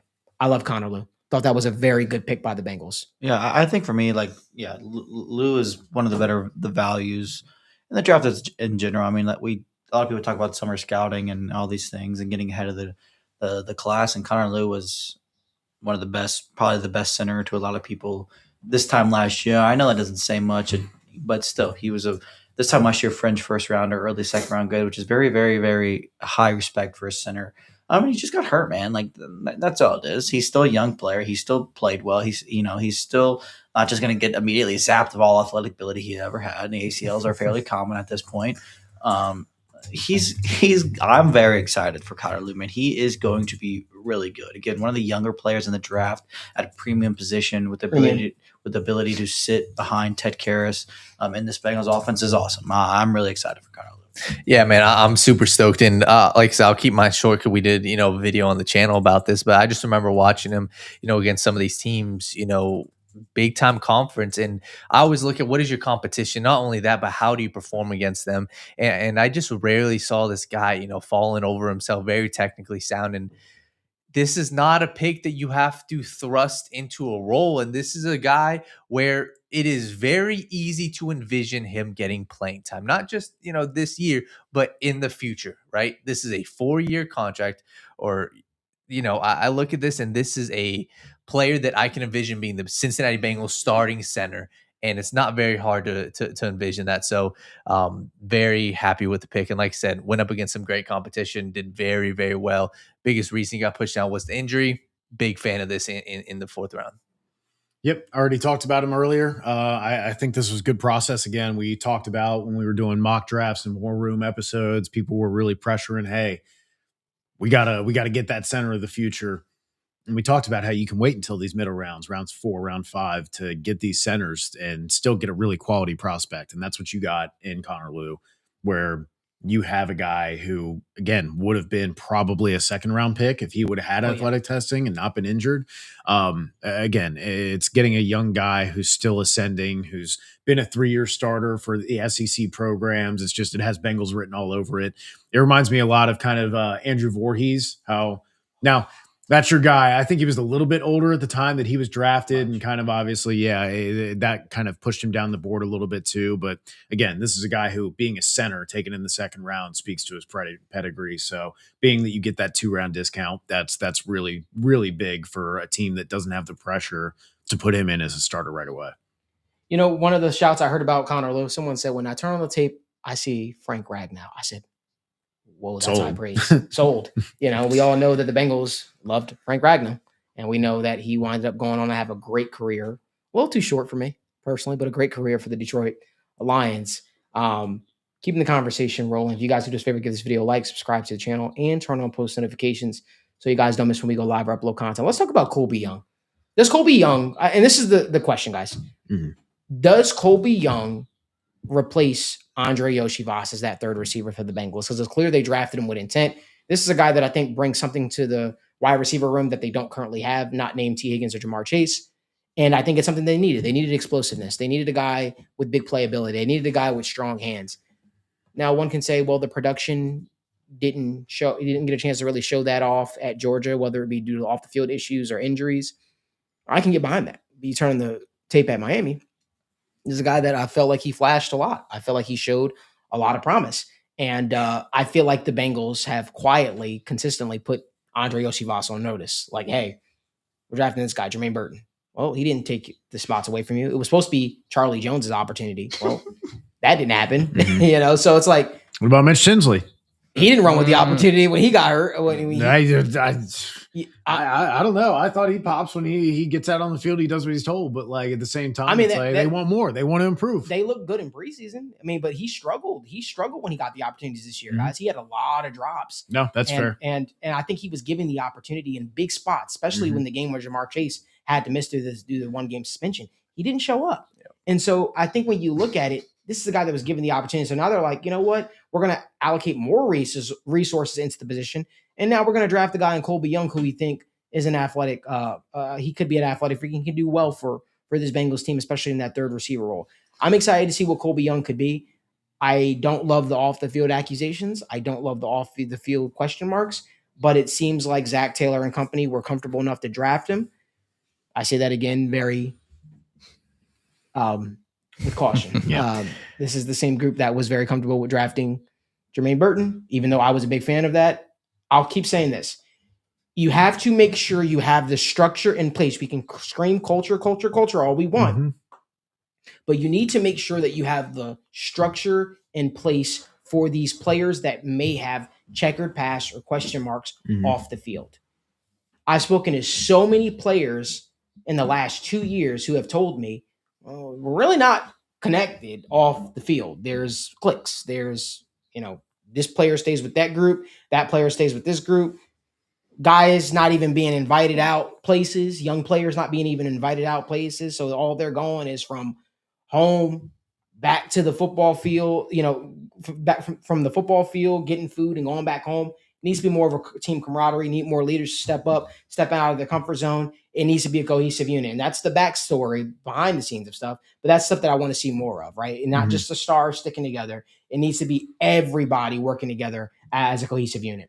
That's where I land. It's a great point. It's a great point, and I'll bring back to Colbie Young in a second. But I think that is something that's underrated. And obviously, football is a different sport, but you can look at basketball as a perfect example. All 5 moving as one. That is what they say, and you can look at off the court. It matters so much. So I'm very curious, and I'm very excited to see how this Bengals unit can evolve and how their chemistry, not just the star players, but everybody else. But, bringing back to Colbie Young, for me to answer your question, no, he's not replacing Andre Osivas. I think that this is a guy that is going to have a specific role, obviously, if he were to make the team. But I'm just not, putting a guy who's 6'5" in the slot. I don't think he can. I mean, sure, he can probably do that, but I don't think that's his role. I think that he is probably a guy there's a real pathway to him obviously making the roster. And I think he could take that role of the Mitchell Tinsley. I think he could take that role of the outside boundary wide receiver that backs up T. Higgins. That is where I see him. I just think he's a slow burner. I don't think he's got, the ability to play that in the slot, that red zone, that 3 to 5 yard range. I don't think that's his game. But is there a world where he takes that backup boundary role from Tinsley? I think that there is a real chance of that. So at the end of the day, I don't hate the swing on a body and a build like him and the flashes that he showed. I don't hate the swing on it. Like I said, the draft, is there other ways you could have went? Yes. But I love the mold of a guy that can go up and win 50-50 balls. And I said this in the past, but most of the opportunities, Malik, that you brought up of these guys coming in and replacing T. Higgins or Jamar Chase, you look at Jermaine Burton and Mitchell Tinsley, every single one of those plays, arguably, was a go ball. And Colbie Young, if he has to come in and do that, if T. Higgins is out for a game, I wouldn't hate seeing whatever number Colbie Young is slotting in as a boundary receiver, saying, hey, him opposite of Jamar Chase, and he gets 2 opportunities to catch 50-50 ball.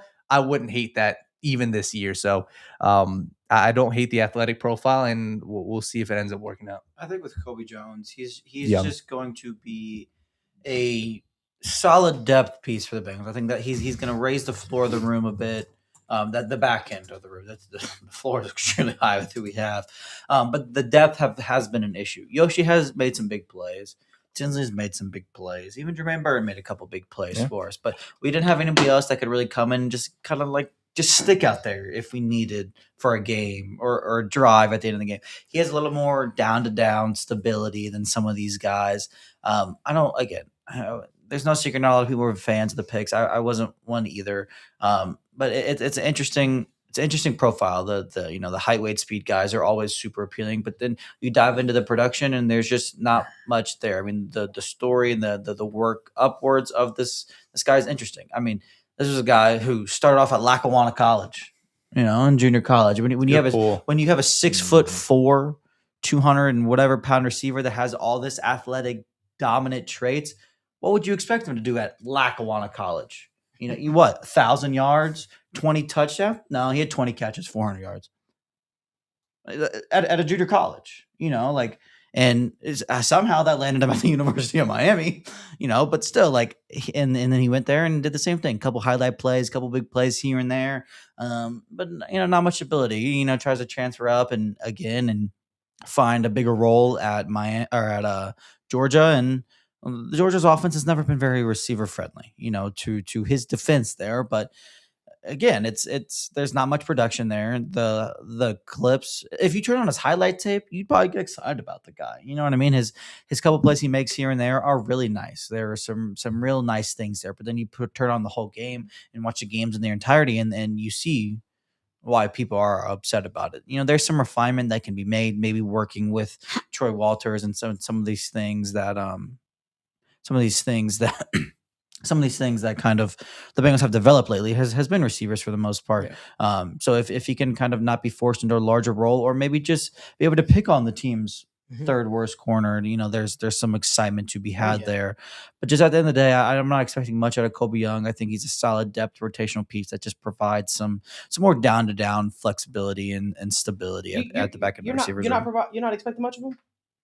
No. I think he's going to play a lot. Think so? I think pathway is there for him to play a lot. I think it is too. You put a fourth round pick into a guy, right? Albeit checkered and all that stuff like that. But if the intangibles, I hate that word. It checks out though. The production of what he could potentially be does check out. And let's not kid ourselves, guys. Since 2023, T. Higgins has missed 2 or more games every year for the Bengals. 5 in 2023, 2 in 2020. What was it? 2025, and then 4 in or 5 in 2024 or something like that. Yeah. He's missed time. Yep. Jamar has missed time. These are guys that have gone out with time. So, men lie, women lie, numbers don't. The numbers say at some point you're going to have to rely on that third receiver. Absolutely. Right? And I think I'm just telling y'all right now, be prepared. I expect Colbie Young to be a preseason darling. I expect him to perform very well in preseason games. I think for the first time, Andre Oshibas might be in a real battle again if everything off the field checks out. If the dude is locked in and he wants to play, and the off the field stuff is one of the more interesting cases of off the field stuff you've ever seen. Obviously, in the story and what he was accused of doing is terrible. That's not obviously the charges got dropped. Negotiated down. Yeah, which happens a lot. But at the end of the day, it's weird to have those things, and then I've never heard somebody with those allegations be spoken of so highly by those around him too. Yeah. It was a very weird dynamic of clearly doing something very, very wrong, but then everybody's still being like, "This guy does everything we want. He's a great guy. He does all these things." Like it's a very weird dynamic. Obviously, you'd like to think some people make mistakes and then just go on living their life regretting it for the rest of their life. That is a totally normal thing, and nobody should be judged by one mistake. But it's still it has to perk your ears up a little bit. It has to make you feel a little bit uncomfortable. And if those situations and issues weren't there, you'd be feeling a little bit better about the Colbie Young pick, because you can see the traits a little bit. You can see the athleticism. You can see the path for playing time, like Malik was saying. There's just a lot of ifs about him, which suck right now. But that's what the 4th round pick is, man. Like it is what it is. If this is our one bad pick of the draft, you can see the vision, you can see the playing time a little bit. It is what it is when you wrap it up with the rest of our draft, and luckily we ended it well. Folks are in the comment section saying Mitchell Tens. I don't Guys, He's the Jalen Davis of offense. Evan man. hasn't gotten a chance to speak, and I apologize. Evan, go ahead, Cook. Sorry. Yeah, no, I'm sorry. You guys kind of said a lot on him because this is one I'm not going to let go for the player that they selected or for both the profile of the player as well as the process of it just doesn't make sense to me. 211th on the consensus board, and we can argue about whether that's based on skill or off field, but that's all baked in. That's part of it, right? To reach by 100 picks is absurd. Like, this was not the rare size traits production guy who just has some off-field stuff that fell out of what would have been the first or second round. This is a guy who's going to be 24 years old, who's played in college for 6 years, who got taken in the 4th round, who did not have more than 600 yards of production in any one individual year, even the year. Hey, you had flashes of Miami. Even in junior college. Okay, right. So that's what I'm saying is you didn't do it against JUCO. You didn't do it when you were in Miami. Yes, you had flashes. But again, the top receivers, the good guys who are going in the first, second round that are those premium prospects, again, you're not getting to that point if you're coming out with 500 yards and 5 touchdowns. We need more from you. Now, when you look at NFL history, different league, I understand right now. But when you look at guys who are, outside of the 3rd round, and 6'4", because it starts getting, you're not doing agilities very well. Yeah, you're straight line fast and you can be that boundary guy, but how are you in terms of maximizing your potential, your upside here, right? It's Marquez Colson, Brandon Marshall, MVS, Auden Tate, Deontay Thornton, and Justin Gage. That's it. 6. And if he's MVS, I'd be pretty happy. Right, but that's the ceiling is wide receiver 3 here, and that's the problem where I'm at. Yes, I love getting a wide receiver to challenge Yoshivas. UC fans, what about a Jeff Caldwell?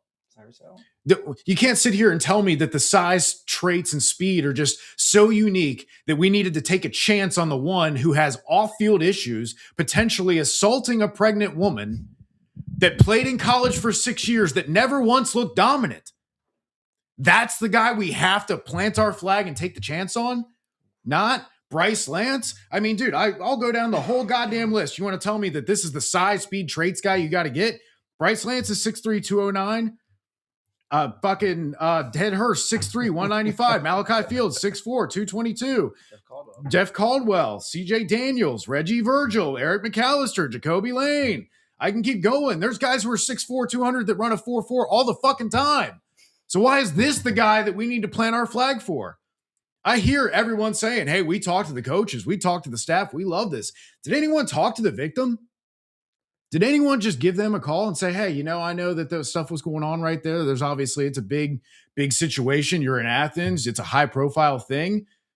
Are you okay? What do you think? You're years removed from the situation. What do you think looking back on it? Let me just hear your side of the story. Again, maybe that tells you, hey, the guy is great. He's good. And that was a complete misunderstanding of some sort. Completely fine. I don't want to go into the details. I don't want to litigate it. I've read the police report. It's a weird situation. I'm just going to let that shit go. But again, when you're telling me that you could have had starters at slot corner, you could have had potential starters for offensive line, you could have had a linebacker that you could have felt better about, or a safety linebacker hybrid, someone that you could have felt good. You could have gotten a potential starter, or at least a wide receiver with a better profile than this, that at least had production, that was 21 years old. Any of these other kind of situations where it's like, again, the old receiver who never produced, who also has off-field issues. That's the one we're drafting 100 picks early. I don't get that. And I know people say, oh, he's going to be better than Yoshivas or Mitch Tinsley, or he has a better profile and blah, blah, blah. And I'm like, hey, point to it. Because we can show the highlight plays, but what about everything in between? Because when you look at the production score for him, he's 31st percentile in terms of his overall production score against his career. Yeah, his reception percentile is great. He's hard to bring down. His missed tackle force career percentile is 72nd percentile. Fantastic. But if you want to tell me he's a separator, I don't know where we're seeing that at. Because, yeah, he's hard to bring down and tackle because he's so big and so physical and can run in the straight line so fast that he can destroy angles. And he can be tough to bring down if you try and arm tackle him. But his career, a number of percent of contested catches for his career, 1 in every 4 of his catches was contested. You're not separating if 1 in 4 of every one of your catches is contested. And guess what? That's not going to get better in the NFL. You're not going to get better at separating when the guys all get bigger, faster, longer, stronger.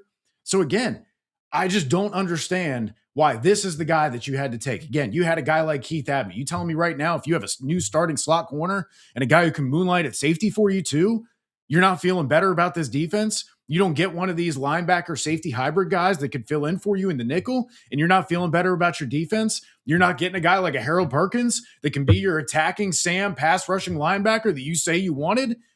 And you choose to overdraft a guy by 100 picks with this kind of profile and this kind of off-field stuff. I don't get it. I won't get it. You can try and explain it to me and say, oh, he's the ceiling is poor man's T. Higgins. That's what we had to take a chance on.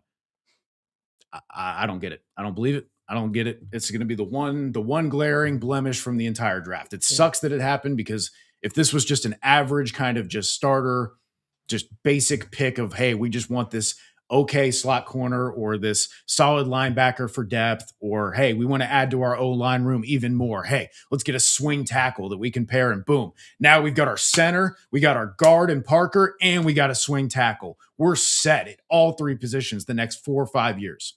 And instead you chose to do this for your wide receiver 3 competition that, again, how much better is he year 1 than Yoshi Voss or Mitch Tinsley? I don't know.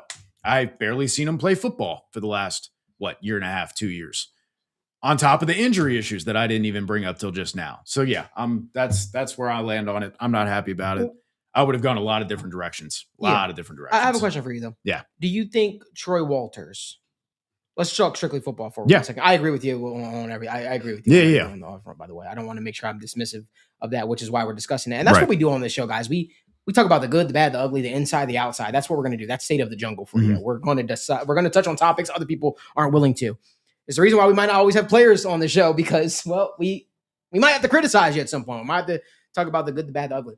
But do you not have faith, or maybe you do, that Troy Walters can unlock his game and get more out of him? Because he got more out of Andre Yoshivas, I would say. I think he got more out of Trent Irwin. I think he got more out of a lot of guys. Right. What does more get you? Again, the backup to T. Higgins, right? And again, you're spending what could have been a potential future starter for you on the offensive line. You could have added to other position groups that don't have that depth. If you look at just the depth chart, the starters for the Bengals look great. When you start looking at what's behind them, you start going, okay, it would be nice to have a guy there, especially as we've talked about, you're getting more expensive. Yes, he can get the nuance of the route running a little bit more, but I don't see you again. We're talking about profiles, right? It's like we talked about with Hands of Blackjack. This taking this guy right here is like hitting on 20. That's what it comes down to. If you're like, yes, again, he might be your backup wide receiver 4 or 5, but again, you're passing up on opportunities to get potential starters because this guy's ceiling is your backup X receiver. I just again, more players that I had significantly higher, and you're reaching by 100 picks. Again, we can talk about if you take the off-field stuff off the board, again, you still reached by 100 picks. That's not good process. Again, even if you like the player, even if you said, hey, Georgia misused him and Miami misused him and whatever the fuck junior college misused him, and all these coaches just couldn't figure it out, and he couldn't figure it out against all of these guys, and he's going to figure it out in the NFL against more elite defenders. Go buy the lottery ticket then. Because again, the ceiling, if this maxes out, works out well, the off field is fine, everything is fine, and he shows up and goes to work, that's your backup X receiver. And I think there's other ways you could have solved that without investing the potential resources. Again, when we see what was sliding there, you easily could have gotten a starting slot corner. You easily could have gotten another corner to complement Tacario Davis with potential inside out versatility, or safety corner hybrid slot, that kind of option. So I see so many other avenues that could have benefited your team so much more. I saw other wide receiver prospects more worthy of these shots. Yeah. You're telling me you couldn't just get another starting if we ended up with one of the tackles in that range, and then you got Jeff Caldwell as an undrafted free agent, are we feeling significantly worse about where you're at right now? No. And that's my point, is that we shouldn't be sitting here and saying the competition between Jeff Caldwell and a 4th round pick would be kind of close. That's where I'm landing, where I'm like, man, you can't tell me you just had to take the chance on this guy, that he's a unicorn. The profile is not like anything else. It's just wrong. It's just false. It's just wrong. And one thing I'll also add to this is I see people in the comment section. Somebody said the podcast was good until he started talking. We address everything on this show. Let me just say this too. It's important to listen to other people's opinions on stuff. I think it's important to allow everybody. That's one thing y'all know about this show. I don't silence anybody. We've had guests come on here who I just absolutely disagree with. We've had people call into the show who we don't see eye to eye. I've gotten to literal shouting matches with, well, I wasn't shouting, but they were shouting over what the Bengals weren't going to do or whatever, yada, yada, the whole 9 yards. I think it's important to listen to different opinions. And I feel like sometimes a little bit too much when it comes to football opinions. We stick to who we just like to hear them to say the nice and cozy and nice buzzwords. It's important to listen to other people. I think it's important to get different perspective on stuff. I think it's also important to see football from a different perspective and a different light. And I think we should just be open to that as well. Again, we're not going to always agree on things. We're not going to always see eye to eye on stuff. But the moral stuff, we should see eye to eye. And I understand the victim recanted the statement. I'd like to push back on that real quick, sure, because if you read the original police report, it says there was visible bruising and marks where that happened. And so if it never happened, why did the police write in his initial report from that day that there was again, that starts getting into the water of, do you believe the cop? Do you believe the victim? Whatever else. I'm not parsing that.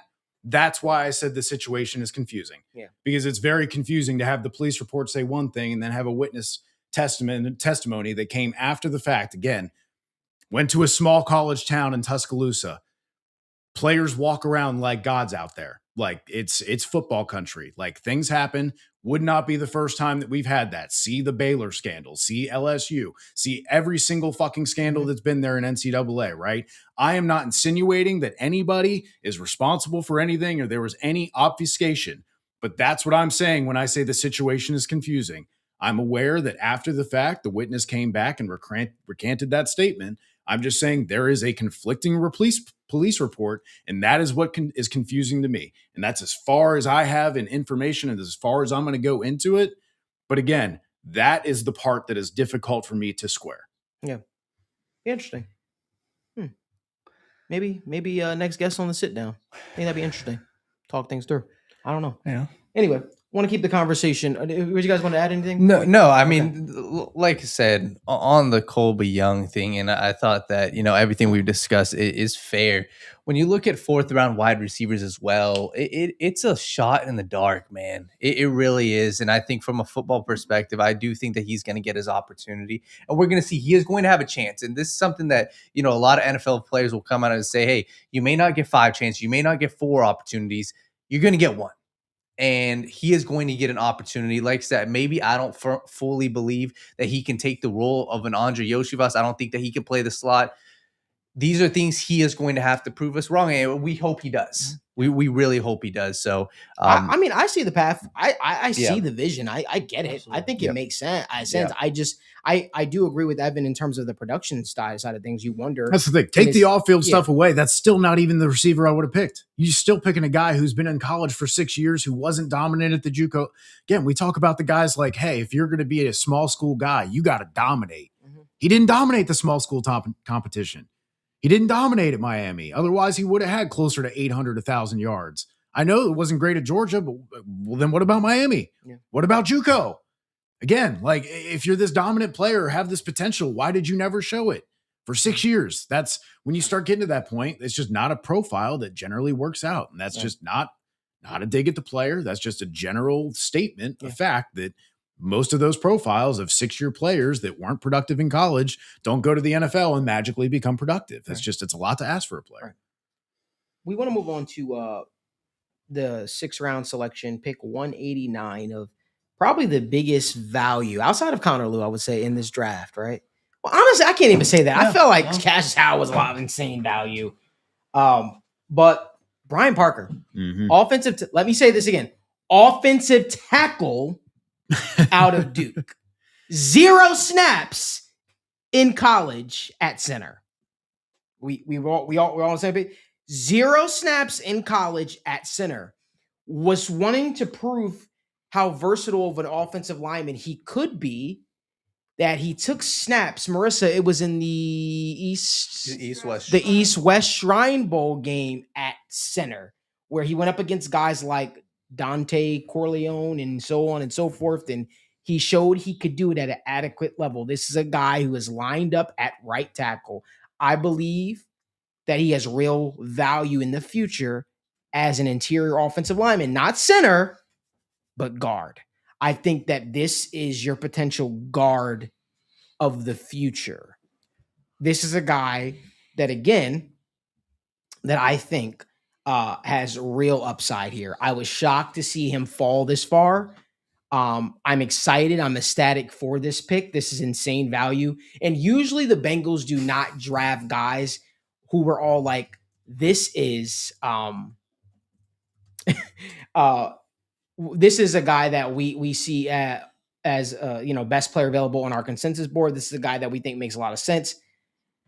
Brian Parker does this for me, guys. He answers a lot of questions. I'm ecstatic about this pick. I want to hear the general consensus on this. Evan, we are going to start with you. He's a baller, man. We talked about how he was the best melding point between value, versatility, talent, a guy who you could get in those kind of mid rounds, probably round 3. And I think 4 was kind of our target range a little bit when we were doing our war room exercises. And then because of positional value, I would assume he just gets pushed down to that 5th round where we saw other talented guards go before him. I see him as more of that guard, but I do see him having that versatility where he can survive at tackle, having that experience there if you want him, though I think he might be a little more challenged athletically when he gets to the NFL and kind of need to kick more inside if he wants to survive there. But I think there's no reason to believe he can't be great at guard. And he was productive. He's still just 22. He was 85.1 PFF grade.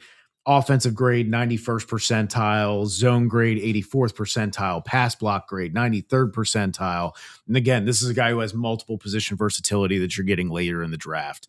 These are the kind of picks we're talking about where later in the draft, why reaching for your favorite guys at certain positions can hurt so bad, because you can get guys like Connor Lew. You can get guys like Brian Parker. You can get safeties. You can get these slot corners, these undervalued positions, the running backs, the tight ends.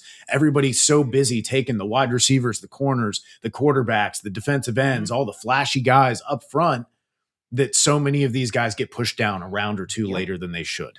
On top of the fact that the positional value just weighs in. So you really have a chance to get these potential starters here. I think it's the best use of your picks in the 4th and 5th round. And so that's why I absolutely adore this pick. It's just, it helps your backup offensive line immediately, which you desperately needed, gives you a guy who can be a potential starter for you, and to get that value in the 5th round is exceptional. Yeah, I think for me, I kind of talked about him a little bit in the war room, and I don't love to give comparisons to players that go to the same school, but a lot of similarities between him and Graham Barton, a guy that was a college tackle and goes on to play anywhere along the offensive line. Another name to throw out there, Elton Jenkins for the Packers, longtime offensive lineman. If you need a left tackle, he'll go play left tackle. You need a center, he'll go play center. You need a right guard, he'll go play right guard. Like, he's just a guy that you're going to move around and plug and play wherever he goes. Yeah, big nasty is Malik, I guess is going to call him. But at the end of the day, a versatile offensive lineman that has the capability and the skill set of surviving at all 5 positions is extremely valuable. It's extremely valuable for any team in the league, but it's extremely valuable for a team that has historically lacked depth on the offensive line, the Cincinnati Bengals. I'm interested to see where his long-term home ends up. It's probably, obviously, at this point, guard with Lew and our tackle situation. But again, I really do view him as a 5-position player that can go all over the offensive line. God forbid any injuries happen, or even when he's penciled in as a starting right guard in a couple years, if the left tackle goes down, he can come in and go play left. Like, I trust him to go play anywhere. That's just the kind of guy I see him. I think he was probably the best 6th-round pick of the draft. He's one of the best values in the draft as well. Just absolutely home run pick. By far my favorite pick for the guys. Just give Dalton Reisner the 2-year deal, man. Like, let Brian Parker learn, grow, and then take over. That's what I think. I think that's the most likely scenario. But I love this Brian Parker pick. Correct me if I'm wrong, his pass blocking grade the last 2 years, 90, right? Something like that, or something close to that. Last year it was an 82.5 pass blocking grade, and 88 overall grade. Though. 88 overall grade. So really good run blocking grade, really good pass blocking grade, and that's a tackle. That's not like that's a much harder position to do those things at. Right. Daniel.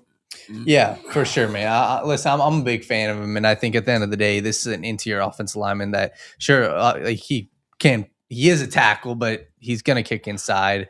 I just remember watching that Clemson game against him and TJ Parker. TJ, it was a very good battle. TJ kind of showed at times why he's probably gonna be moving inside with the long arm multiple times, just pushing him over. But man, what are we talking? 6th round?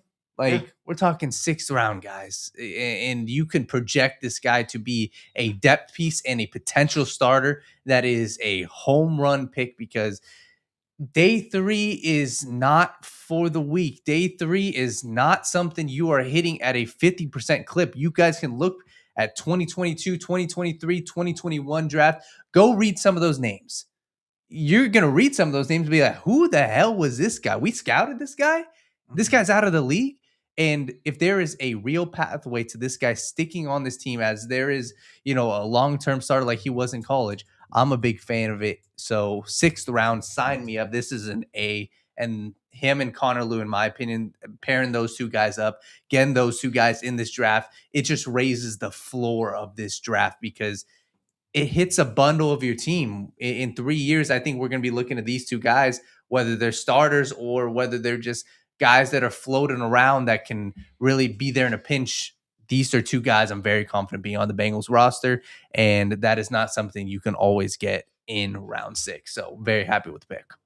I will say this: you can get starting interior offensive linemen in this round. Let's be clear: this is a guy that got real buzz in the 4th round. Mm-hmm. Some even thought he could potentially go to the back end of the 3rd, right? Late 3rd, 4th, 5th, all that stuff. Some teams might have actually viewed him as center, and that might be part of why they didn't value him as much as some of the other guys. Yeah. Oh, yeah. And so, when you look at it, starting interior offensive linemen in the NFL, guys like Bo Limmer, Christian Mahogany, shout out, Dylan McMahon, all guys that were drafted in the 6th round. Mm-hmm. These are guys that you can still get insane value for whatever reason. We were talking about this during the draft stream. The league will tell you when it comes time to pay these guys, we really value interior offensive linemen. Mm-hmm. But yet and still, draft in and draft out, they let these guys fall to the later rounds. Every single draft it happens. We saw guys not Pregnon fell. You was it? Yeah. Pregnon fell. Oh my pretty God. far. Jaguars actually took him. Mm-hmm. You even look at some drafts where I knew these guys had health concerns, but guys like Creed Humphrey, right? Who was it? Trey Smith. Trey Smith. Yep. Trey Smith. He fell. We see a lot of these guys fall. So for the league tells you we value these picks, we want these guys, yada yada yada. Mm-hmm. Unless you're at a big time school and your name gains buzz all throughout draft season, we're seeing these guys fall, man. Who was the dude we wanted last year, the right guard from Georgia, that we raved about? Ratledge. Yeah. Tate Ratledge, right? He fell. So a lot of these guys, man, we start talking about, we start hashing out. These are guys that Brian Parker, we were thinking Brian Parker could be there 4th round. When we ran our mock draft simulator, we were happy with him. I know there's multiple services and scouts that all had Sam Hecht in their top 100, and he fell outside of that. And so it's like, again, we talk about, hey, you might have the starting center. Oh, they're ranked 62, they're ranked 70, but you don't have to take them at that point, because the NFL devalues these guys. And we saw that especially with the way the safeties fell, the slot corners fell, all of those guys, while they bypassed them to take edge players, reach on wide receivers by 20, 30, 40 picks in a lot of cases, reach on tight ends by 20, 30, 40, 100 picks in some cases. So it's really interesting that, like you said, despite everybody, even the guys who are talking to the scouts inside the league, all have the same opinion of valuing these guys as like fringe 1st round picks, fringe 2nd round picks. But yet those same guys fall into day 3 and end up being round 4. Like every time they're doing the best available in the top 10 or 15 picks of round 4, you're like, dude, these couple guys, like anybody who gets these guys is getting a steal. Like for some reason, it's always the safeties, the guards, the centers. And that's just, again, these are players that are universally agreed upon to be top 100 skill players, but the value of the position for the league, for whatever reason, just pushes them down. I agree. It's something I talked about on draft night a little bit with the offensive line and the positions. I think it's always one of those things that is drastically different. One, from team to team, and two, just from viewers' opinions to their opinions, because teams, every team is going to want, in this Brian Parker scenario, every team might view him as a completely different position. This is a guy that has a potential to play 5 different positions. Teams are going to view him drastically different if they're viewing him as tackle lens, guard lens, and center lens. Not only that, if you're going to view him as a center lens, I think what the biggest difference between how organizations look at it and how, like, some of us, even myself, like, they're going to scout their center. They know what their play calls are. They know what they're going to expect from the center. They know if their center needs to be able to snap the ball and then pull all the way around. Mhm. They need to know if their center is going to be a wicked down blocker or climb to the second level.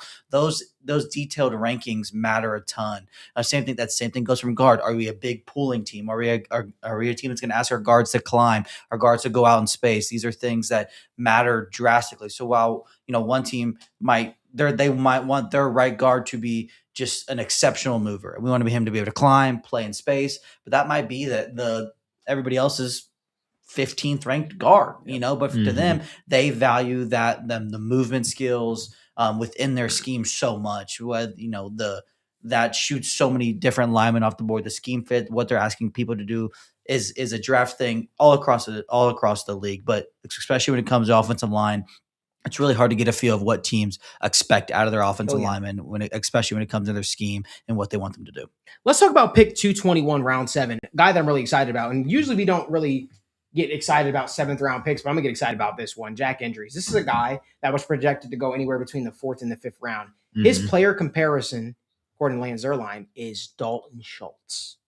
Dalton Schultz, very productive tight end for the Cowboys, then went on to be a very productive tight end for the Texans, got himself a nice little contract.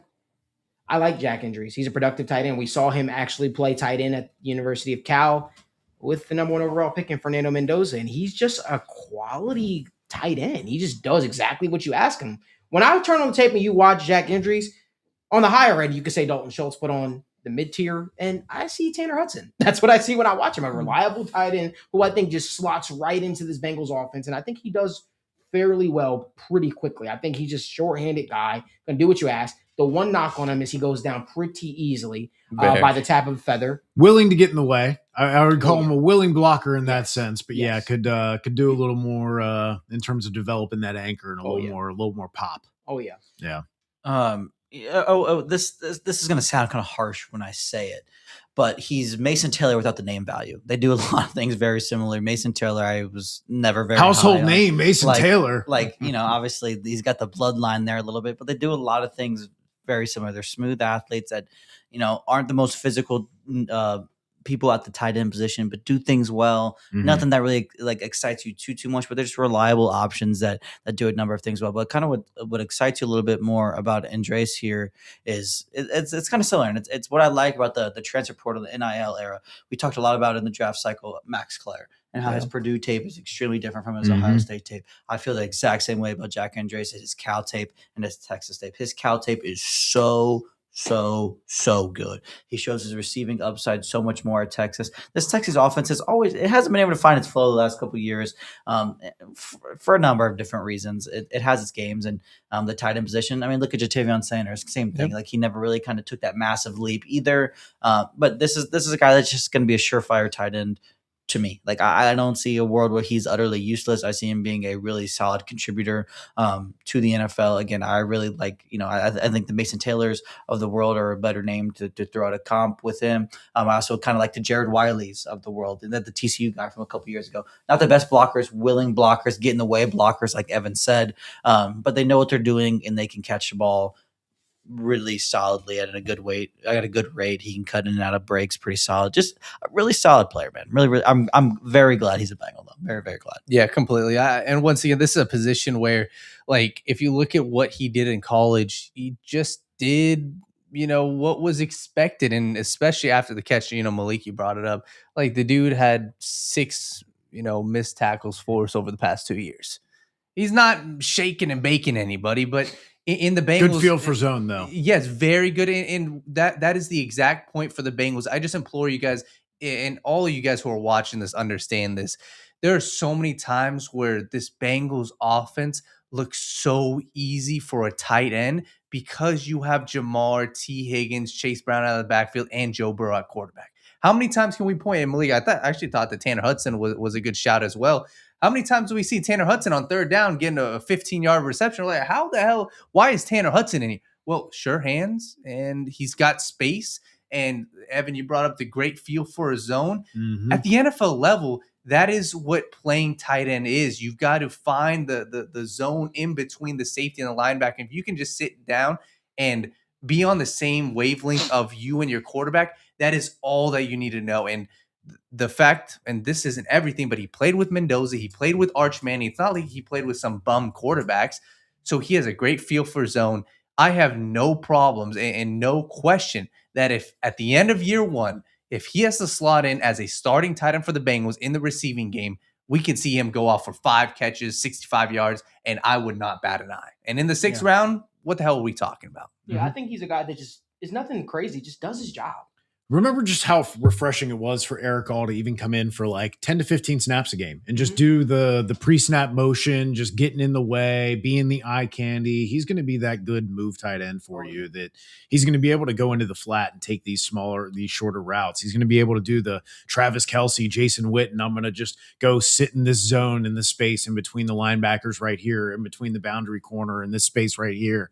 Like he's got a good feel for that. And also, despite having a smaller frame, I think he does have a good catch radius, and I think he does have good, strong hands where he's not dropping it a lot to where I think he's going to be a reliable underneath target for Joe Burrow. That, again, he's not going to be your Drew Sample level blocker, but he gives you more than Gesicki. I don't think he's at the level that Eric All is either, but at the very least, like we talked about, he can be the eye candy on a play. He can be the guy who's moving pre-snap and get him a little momentum to make up for the fact that he's 245, 250 pounds. Right. This might sound a little crazy. I actually prefer watching his Cal tape than his Texas tape personally. That's just me though. I like seeing something about that burnt orange, man. Yeah.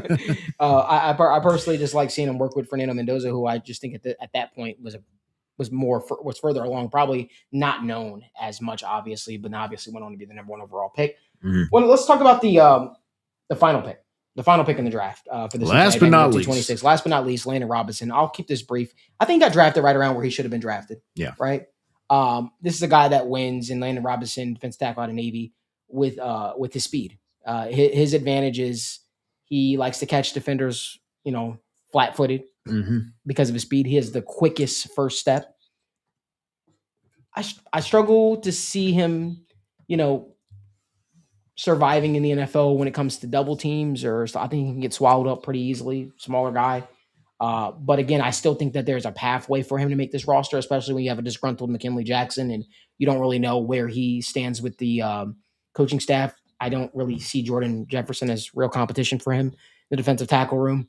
That same time being said, I don't see him kicking a guy like Chris Jenkins off the roster. But if the Bengals want to keep depth there, I definitely could see Landon Robinson landing at the back end of the roster, or at the very least being a guy that could be on the practice squad. But I think you probably try to store that guy on the team, because I do think that he's a true pass rush specialist. That's the name of his game. But I think he has areas of his game to work out. But I love the guy who wants to be here. I love a guy who I think has untapped potential. I saw some Bengals fans getting carried away saying he's Aaron Donald. I was like, whoa. While you said that, I want to bring this up because we've kind of, because of his size, kind of slotted him as like, hey, he's a pass rusher, and he was very productive. I want to be clear about that. When you look at true pass sets, the obvious passing downs, right? His sack and QB hit rate was 81st percentile. Yeah. Really good, right? But again, when we're trying to predict going forward, yes, sacks are very valuable in the moment, right? In the games, you want those over pressures. Oh, yeah. But when I'm trying to project for you, how are you going to do in the future? How are you going to perform going forward? Pressures, hits, those are the more valuable to get you a bigger sample, right? So you can predict better. When you just look at the win rate for him on his pass blocks, on the true pass sets, hey, obvious passing down, like you said, can't catch the defense off guard. They know we're coming, right? Right. His pass rush win rate percentile was only 38th percentile among defensive tackles. So it wasn't that necessarily he was winning his blocks all the time. It's when he was winning, he was shooting past the guy, getting in the backfield and being disruptive, which that is very valuable to have that gap shooter, that disruptor, right? But again, for people who are like, oh, he's undersized, pass rusher, like, oh yeah, Geno Atkins, Aaron Donald, like, pause, deep breath. It's all right. The again, the production was there, but if you look at true pass sets, if you look at even just regular win rate, it's 49th percentile on just including the rundowns where you can maybe get them off guard a little bit, or the pass downs that they're not expecting obvious pass, right? It's still not elite production. It's not even above average production in that sense. So again, I don't want to take away from what he accomplished in the sense of he did have a lot of sacks. He did have a lot of QB hits, but again, we're in the business of predicting going forward. I think he's going to be a great situational pass rusher. I think he's going to be fantastic to slide in for you in that sense and be that gap shooter, but I don't see him ever kind of carving out a 25, 30 snap a game role. I think he's going to be mixing in on 10 to 15 passing downs if you want to get him in there, maybe. Yeah, I mean, he's a situational player. Maybe he can. But if he's giving you that, that's perfect for the 7th round. I want to be clear what we're expecting of him. Absolutely. In the 7th round, there's no qualms. He's going to be a gap shooting, guy that you're going to put a play on passing downs. Maybe he gets some special teams work in there because he's a little bit smaller and lighter. Maybe can push the field vertically while giving them some decent size there. I don't want to downplay Landon Robinson too much because there is a lot to like, and he did get a lot of hype from Bengals fans. But at the end of the day, you're betting on this guy to be a major historical outlier. Like that. Right. That's the fact of the matter. There's a lot to like about him still, but also he would be a massive, massive historical outlier. I mean, literally the smallest defensive tackle ever. There's for as much as there is going for him, for as much as there is that we like about him, there is another stat that is either worse or immediately retracting the statement, like Evan said, with the sacks and the win rate. It's a really interesting player. It's 100% player worth to take a swing on in the 7th round, and I'm glad we were the team to do so. But wide range of outcomes here. But again, I like the thought process. I like the potential for him. He's a 7th round pick. He's a good 7th round pick at that. But again, there's a lot of boom bust potential here. Yeah, man. At the end of the day, you look at this defensive tackle room and you kind of project. And I saw a question, somebody was asking, is it likelier, that he's going to replace a guy like McKinley Jackson? That's kind of where I fall with this. Like, there's a real chance that he should, and he's probably a back end. I'm sorry, in my opinion, I'm done. Oh, let me just say one thing real quick, because I think the discourse has fallen off the rails with McKinley Jackson. Oh, okay, good. It's raps. It's no. It's raps because for whatever reason the coaching staff and him don't see eye to eye. Let's not kid ourselves. McKinley Jackson is a hell of a player. Mm-hmm. He is. I'm just being real with you. Proof? There's several games. He was a game wrecker in against the New York Giants. Again, against the Giants, I get it. It was a game wrecker against the Raiders, the whole 9 yards. He was a game wrecker against the Cleveland Browns when he got opportunities. For some reason, he's fallen out of favor with the Bengals coaching staff. So that gave him limited opportunities to prove himself, whether it's he's a poor practicer, whatever the case may be. This is a dude where I just feel like timing of where the Bengals need a guy that can be dominant and win right now. Mm-hmm. And McKinley just probably doesn't fit that. But I feel like if this was a guy they were willing to grow and mold and give the opportunities to, he would have run away with it. I'm not going to go as far as to say Landon Robinson at this point is better than a McKinley Jackson. I've seen McKinley Jackson in real starter minutes and prime. They're two different players in two different positions. It's stupid to compare. But I'm just saying, it would make sense in the sense of, because I think McKinley Jackson's further along than Chris Jenkins. Again, two different players, two different positions. Again, but what we're talking about here, it's like comparing Cashius Howell to Barrett Carter. Sure. But we're still talking about from the pass rush upside. I've seen McKinley Jackson in real pass rush live rep situations. It might be two different players. Yeah, Evan, 2 pressures on 70 pass rush snaps. I don't what pass rush. What pass rush? Evan, hear me out. I'm trying. Evan, I'm trying. Well, you're not letting me speak. Go ahead. So the fact of the matter is, when we look at the Chris Jenkins situation, right? The Bengals drafted Chris Jenkins with the idea. This is not hearsay. Mm-hmm. They drafted him with the idea that he was going to be their 3 tech of the future. Yeah. We don't know why they thought that, right? But that was the notion that they have, which calls into question their whole entire process as a whole, right? They then obviously added McKinley Jackson, draft, so on and so forth, the whole 9 yards, mm-hmm. right? It hasn't gone the way for Chris Jenkins consistently, which then allowed opportunities and snap opportunities. McKinley Jackson. I'm not talking about this year. I'm talking about even the year before last, when he was actually getting real starting time in Cincinnati. I saw flashes for him. Again, those flashes for me weren't enough to say that, hey, this guy deserves to be a starter. No. What I'm saying is I think I saw a real NFL player, and I think I saw a guy that could, with the right opportunity, maybe it's one of these teams that like the Raiders or one of these other teams like the Browns, or I don't know. Maybe it's a team that somebody would be interested would be interested. I don't think this is a guy that's, when he's off the Bengals roster, he's a practice squad player or he's out the league. I don't see that with McKinley Jackson. I see a guy, if he's given an opportunity, he could develop into a really nice player. No, I agree. But for me, and I guess my whole point on that is I don't see a world, and maybe there is a world, I don't see a world where like McKinley makes it over Landon Robinson. I think it's wraps from here, and that's it's the sucky part, and it's the reality of the I think NFL. you request a trade, right? When you Yeah. request a trade Yeah. as a guy that's That's the thing is Yeah. like they overdrafted him Oh yeah, by a lot, right? And so they planted, for lack of a better word, they put their nuts on the table for the guy, right? 100%. And that guy can't even be active for you on game day when you have defensive tackle issues and depth issues. That's what's really concerning to me. And again, we talked about the guy getting overdrafted. The problem was not that he didn't have flashes. He always had flashes. It's the problem that when you got a guy who's got a nose tackle body that can't anchor, there's some problems there, right? Like there's functional strength issues, right? Remember, who was the center? Not Bowling. Come on, help me out. The one who Billy- set the bench press record that we took at Bodine. Bodine. Yeah, Oh remember my God. sent the bench press record, strong as an ox. Dude got pushed around like a tackling sled, It's right? horrible. Right, because strength is not functional strength, right? Just being big doesn't make you good, right? It's why Geno Atkins can get under people, right?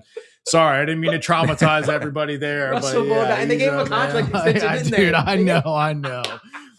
Oh, hey, it could be worse, right? We could be in that part. We could be giving contract extensions to Bobby Hart. Like, hey, we're in great spot Preston right now, Brown. Bengals fan. If you want to feel good, just go back look at the depth chart from 4 or 5 years ago. Yeah, I just hate comparing the guys because they play two different positions. I think Chris Jenkins and McKinley Jackson are a different conversation. I think if you're talking about Landon Robinson replacing anybody, it's Chris Jenkins, right? Because I don't think you've got BJ Hill, you've got Jonathan Allen. You're not, yeah, right. Yeah, that'd be tight. Oh man, Sick. dude, God, that's a guy I haven't thought about in a while. Oh man, what a fun player.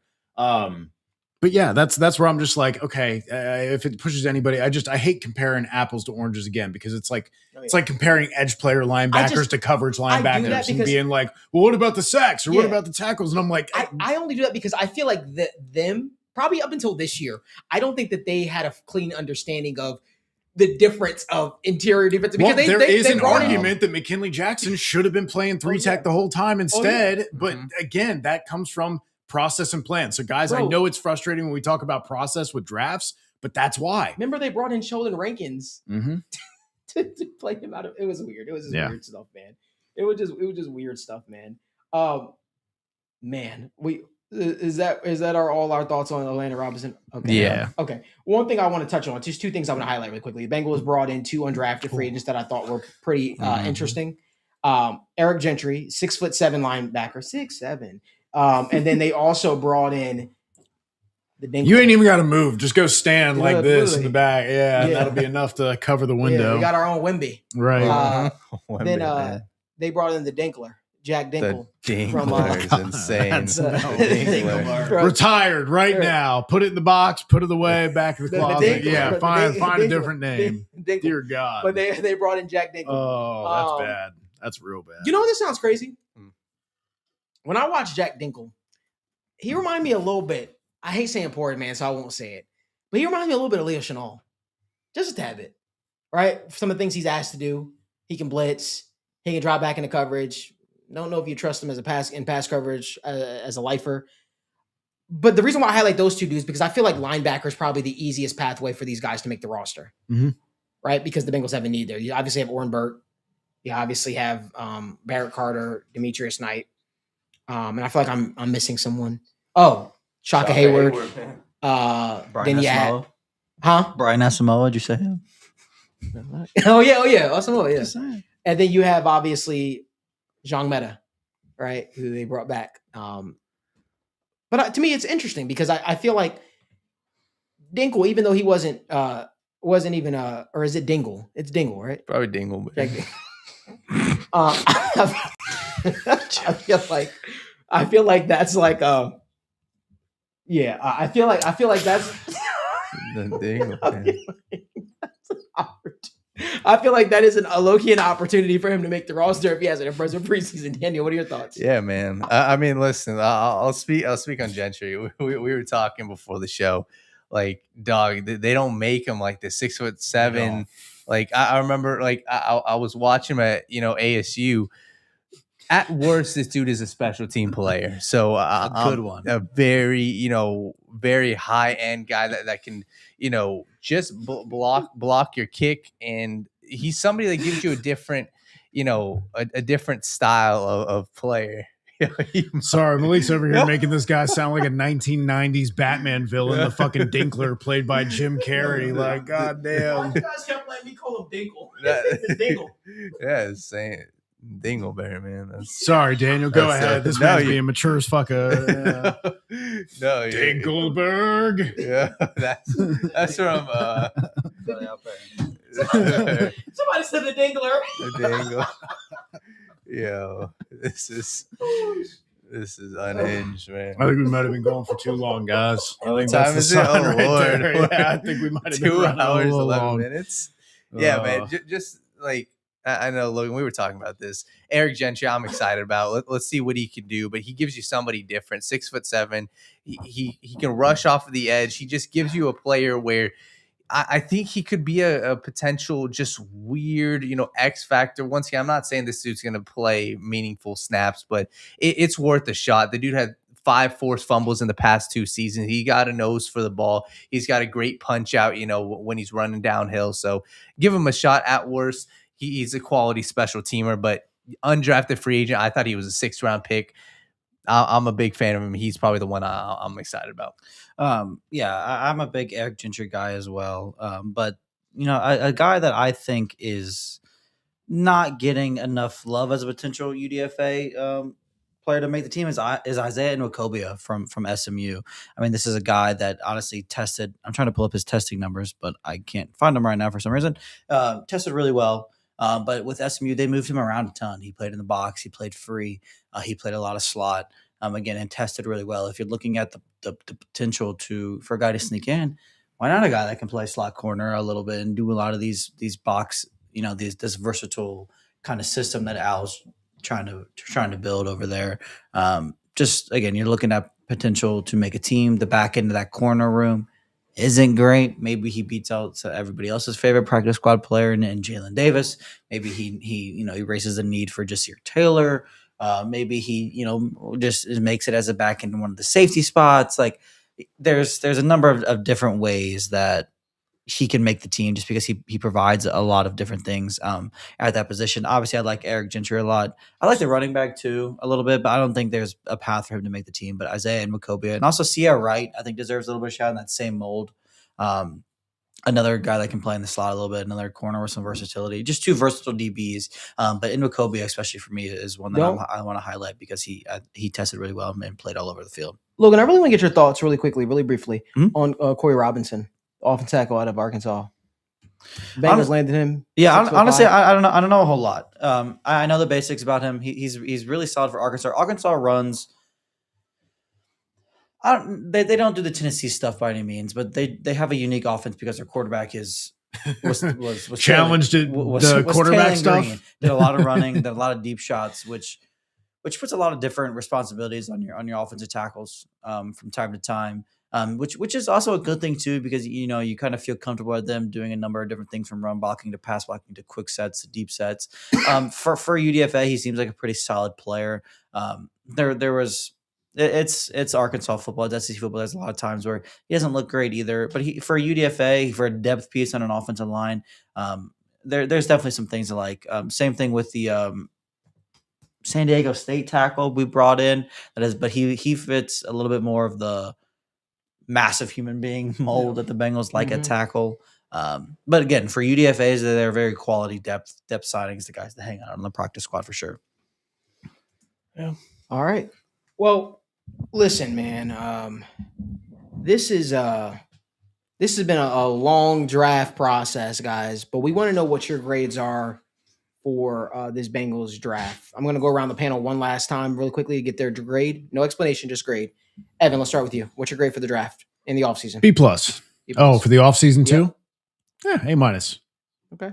Logan? Yeah, for the offseason, all things considered, I'm gonna go straight A, just because they did a lot of new things with adding Dexter Lawrence is awesome. I don't feel like you're gonna feel the Trey Hendrickson loss as much. You upgraded majorly in the secondary, and you got quality offensive line depth. Man, that's exactly the areas you wanted them to attack. And they did.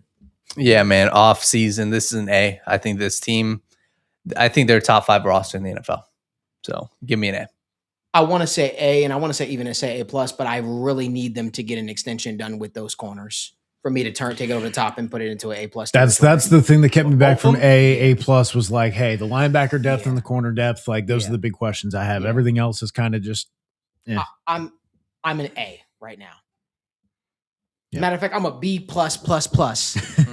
Get me one of those corners under contract, preferably both of them under contract before give me a veteran linebacker, and then we boost this to A plus. Yeah. Then it's an A plus. But beggars can't be choosers. You guys, the Bengals, hats off, right? Not that you care what I have to say or anything like that, but hats off to this offseason. I think that you answered a lot of questions. I think that you stepped outside of your comfort zone and you addressed the needs of, obviously, not only this team but the fan base. I have a lot of appreciation for what they did this offseason. I'm excited to see it translate, because now it's on the players and it's now on the coaching staff to turn this thing into wine, right? So excited to see exactly what takes place and how they can handle this thing. Just want to also shout out Bud Clark, 2nd round pick. Just want to throw that out there real quick. Shoot my shot. I was told at one point by some prominent draft figures that, hey, he's the guy's probably going to go in the 4th, 5th. Nah, 2nd round. Thanks, Seattle. But anyway, thank you all so much for tuning in to another episode of State of the Jungle. As you guys know, we're going to be live every single Wednesday at 7 p.m. We'll see if the crew and I take a hiatus for a little bit. But nonetheless, we'll have coverage for you, anything and all things Cincinnati Bengals, and obviously happening around the NFL here on the Sitdown Malik Wright YouTube channel. We got some big news coming here shortly, and I'll be looking forward to sharing that with y'all. I'm going to keep it hush-hush until then, but we appreciate you guys so much for making this a part of your regular Wednesday routine. 168 people watching us live right now. We appreciate you. Give this video a like, subscribe to the channel, turn on post notifications so you guys don't miss when we go live or upload content. Until next time, as always, Houday. This is TWSN. You ain't heard about us yet, well, you better know now, because